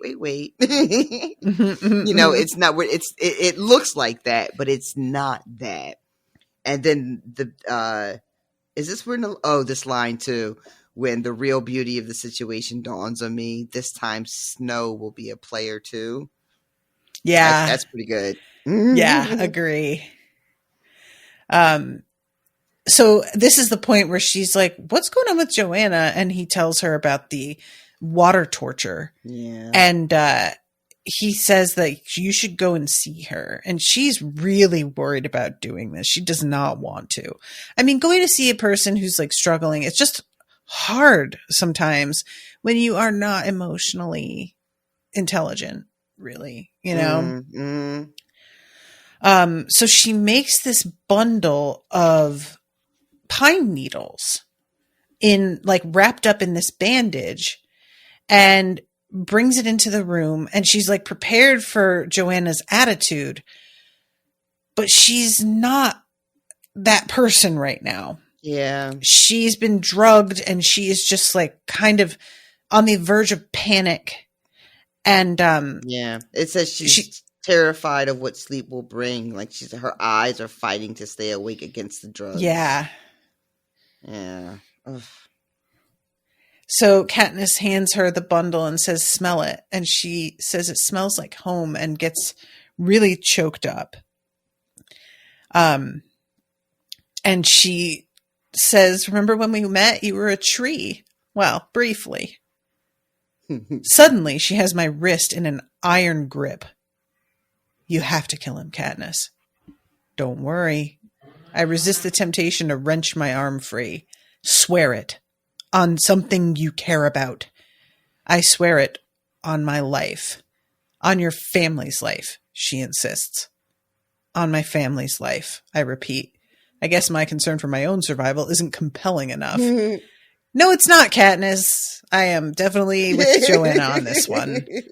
You're out here throwing your life away left and right. Right. I am really understanding why she needs a little bit extra I need something insurance else. here. And then Katniss calls her brainless. Why do you think I'm going anyway, brainless? I love that. And yeah, this is very, very sweet. This going and getting the pine needles. Now, I don't recall how exactly, like, what we know about Seven and why this occurs to Katniss to do this. But they're loggers. Because remember, Joanna's really good with throwing axes. Oh, right. Okay. Yeah.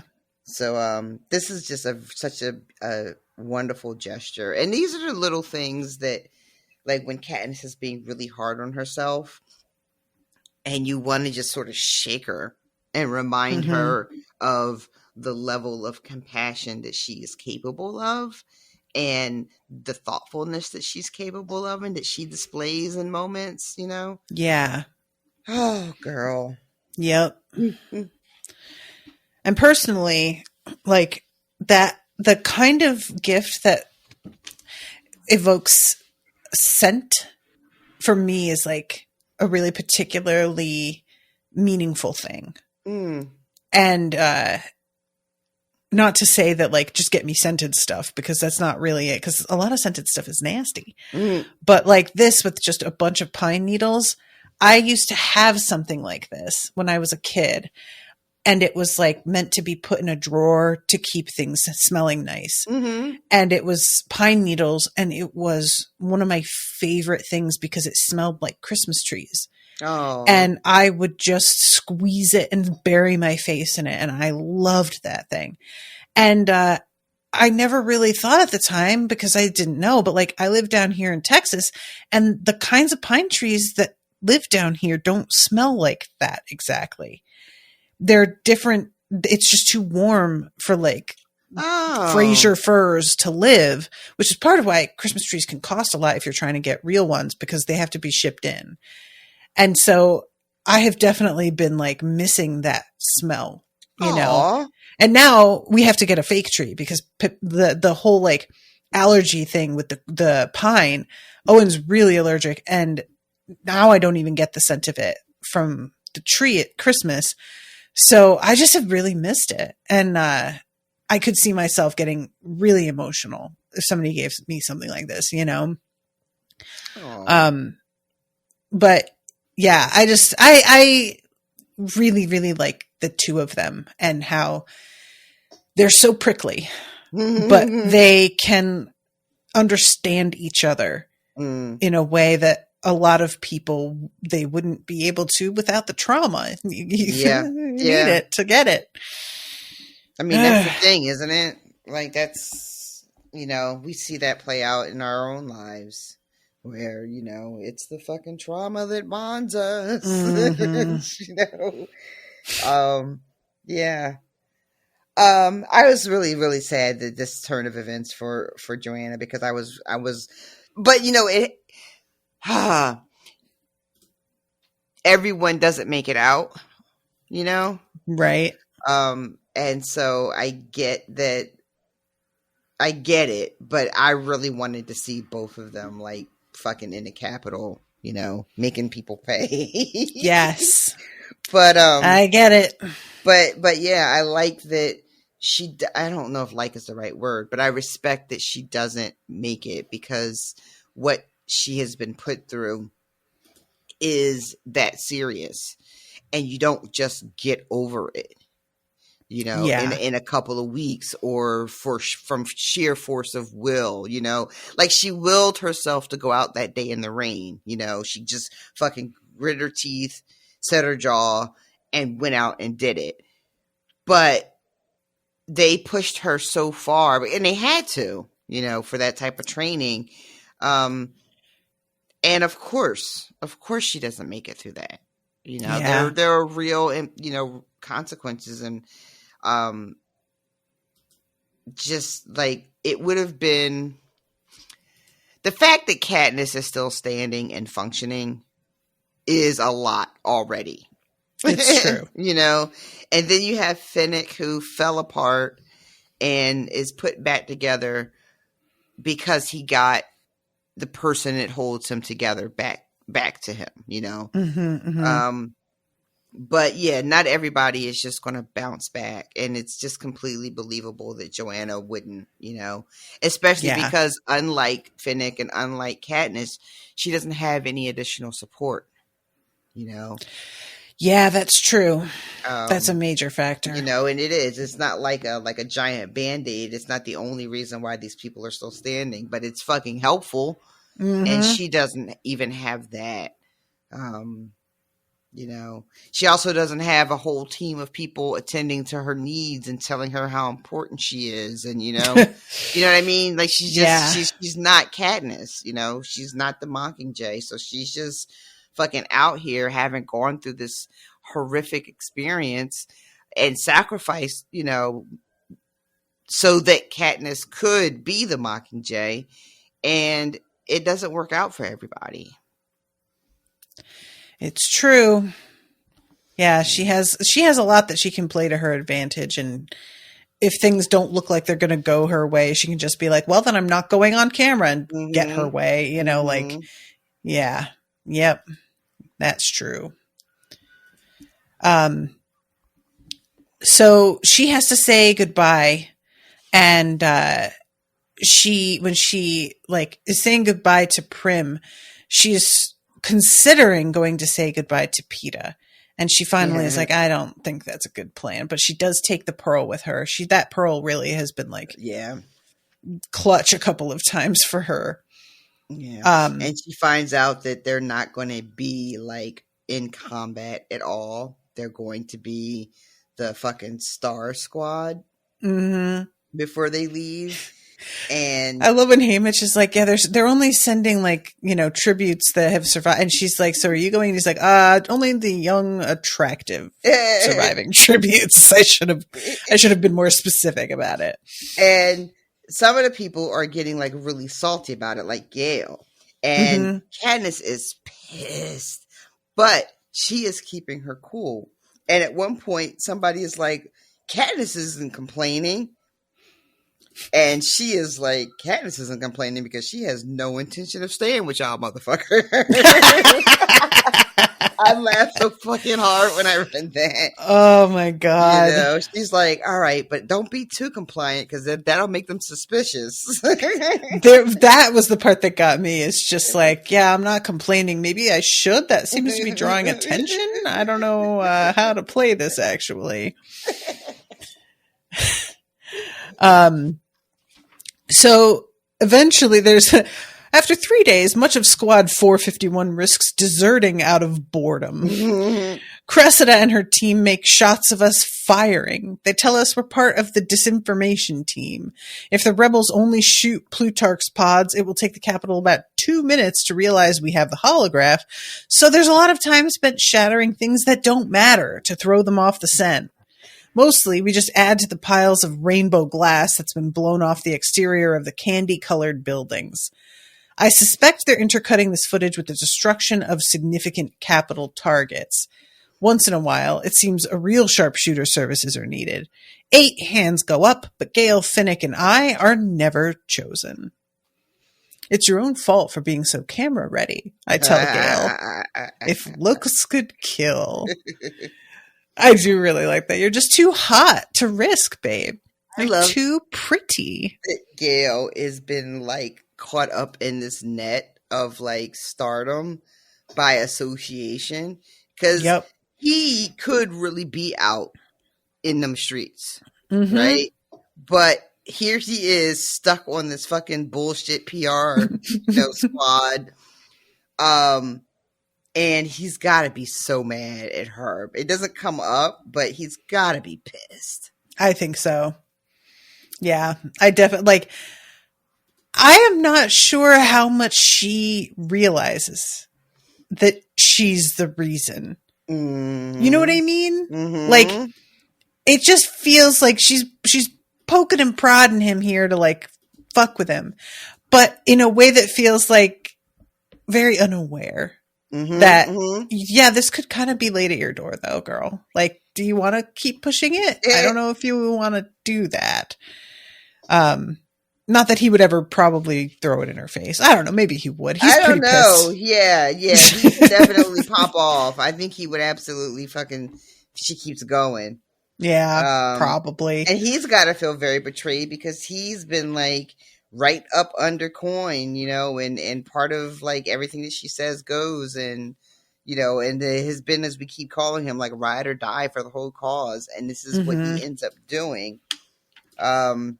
Yeah, that's actually, now that I think about it, I'm wondering, is it just the association with Katniss that has him in this position, or do they, in some ways, either not that they don't trust him, but and I don't mean that like he's like untrustworthy, like a turncoat or anything like that. Sure, no. But I mean, like maybe they don't trust his judgment. But I think I'm going to stick with the association to Katniss because he's proven himself in pretty much every other way since he's been in 13. So yeah, this is a real betrayal for him. He's done everything they've asked and more, and this is what he gets. Yeah. So, oh my God, there's a point, I'm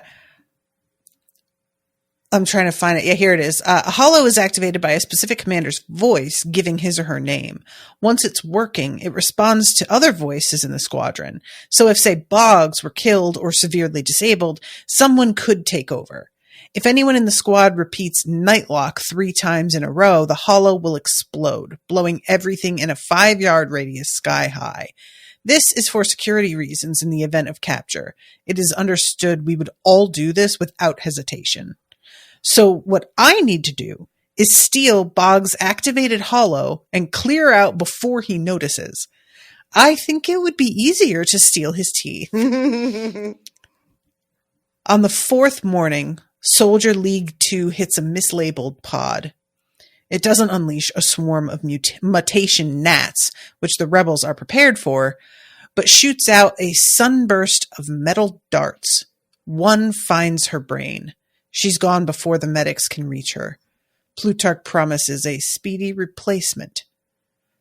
The following evening, the newest member of our squad arrives with no manacles, no guards, strolling out of the train station with his gun swinging from the strap over his shoulder. There's shock, confusion, resistance, but 451 is stamped on the back of Peeta's hand in fresh ink. Boggs relieves him of his weapon and goes to make a call. It won't matter, Peeta tells the rest of us. The president assigned me herself. She decided the propos needed some heating up. Maybe they do, but if Coin sent Peeta here, she's decided something else as well. That I'm of more use to her dead than alive. I did not know what to do with this. I don't know what to do with this. There had been mentioned earlier that while Katniss was training, that Peeta was out training, but it was just for photo ops because they wanted to show all the tributes that were now part of the rebellion, and they wanted everyone to see that Peeta had come over to their side. Mm-hmm. But I thought it was clear that that was all just a stunt, that he wasn't actually really training to do any fucking thing. So why he's here unguarded, armed, I don't fucking know what this is. And Katniss's idea that this is because Coin has decided that she's more used dead than alive. I don't know if I agree with that necessarily, but okay. I don't have any alternative theories to present. Like that doesn't feel right to me, but because I don't think that. All right, so let me back up. It's not necessarily that Coin sent Peeta to kill Katniss, but it's more like, meh, we can risk it.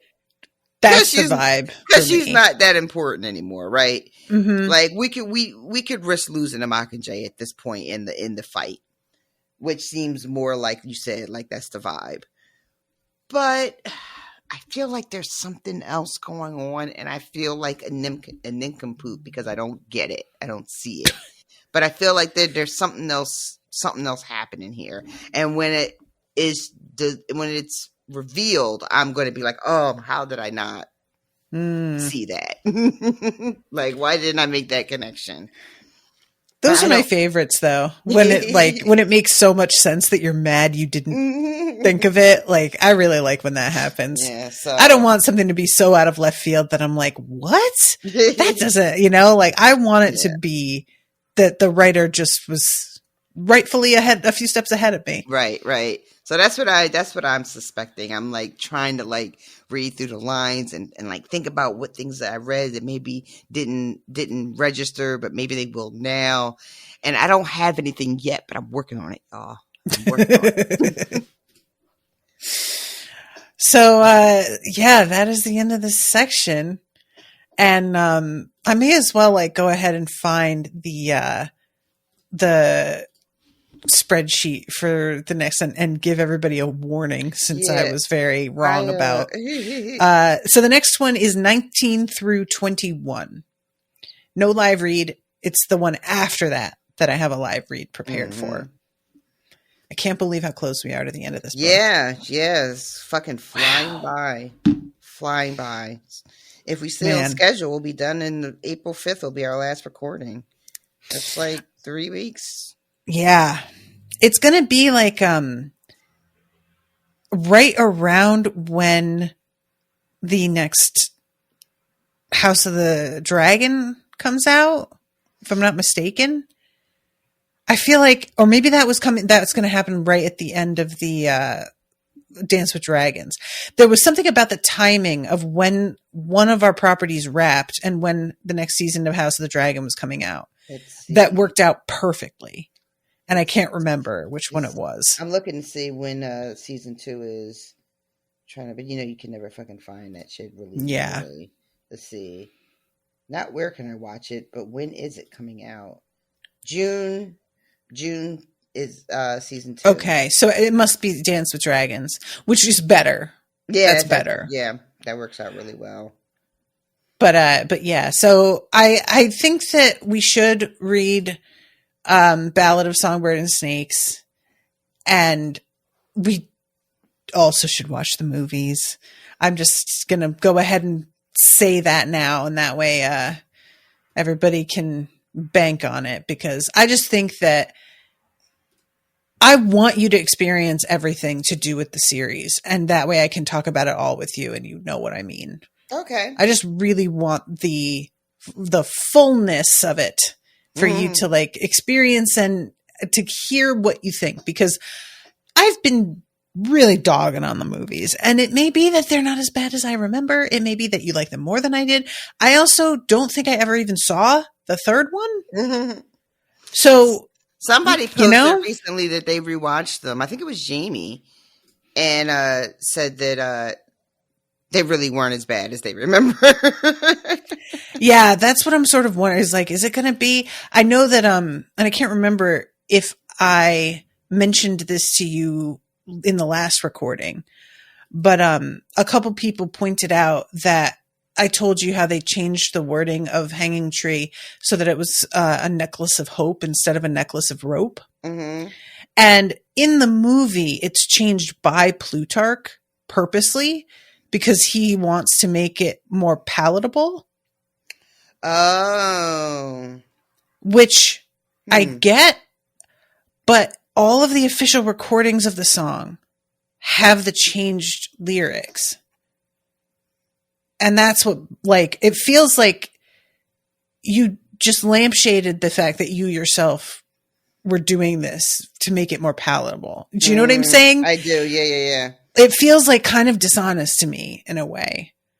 And, you know, again, I may just be being ungenerous, but, that's just, the recording that I use for our intro has the altered lyrics, you know? So I'm also curious on the rewatch how I'm going to feel about it. But yeah, so, all right, I'm going to wrap this one up. And I'm going to say hi to new patrons next time. I am so sorry, you guys, but I do not feel well. My stomach is really like acting up. No. I know. I've been able to get through the episode, but there were a couple times where I was like, oh man, am I going to have to stop? I don't know what's going on, but, I hope y'all can understand. Appreciate you all a lot. If you're interested in becoming a patron, go to patreon.com/unspoiled. And, I just want to thank everybody who has been like, there've been a lot of messages about enjoying the show in particular, and it's really, really appreciated. And also, I found out today that 2 different people sent me like emails, and they wound up in my spam, it turned out, and I only found out because one of them reached out also on Discord.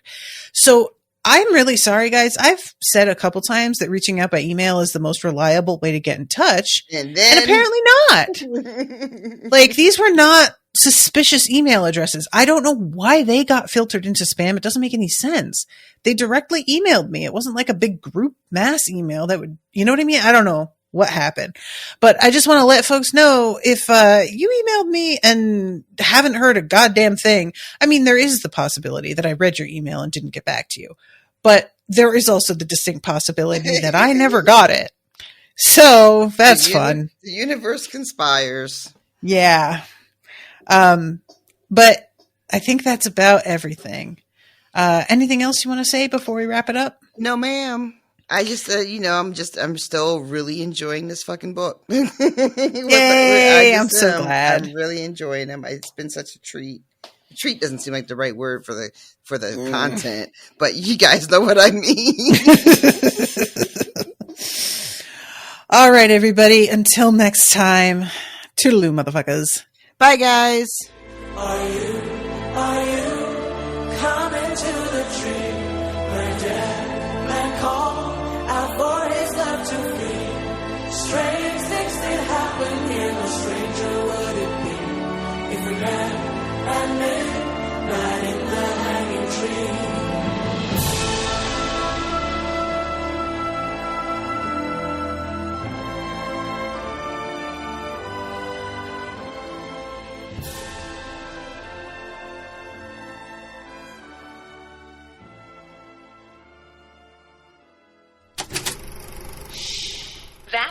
Unspoiled Network podcast.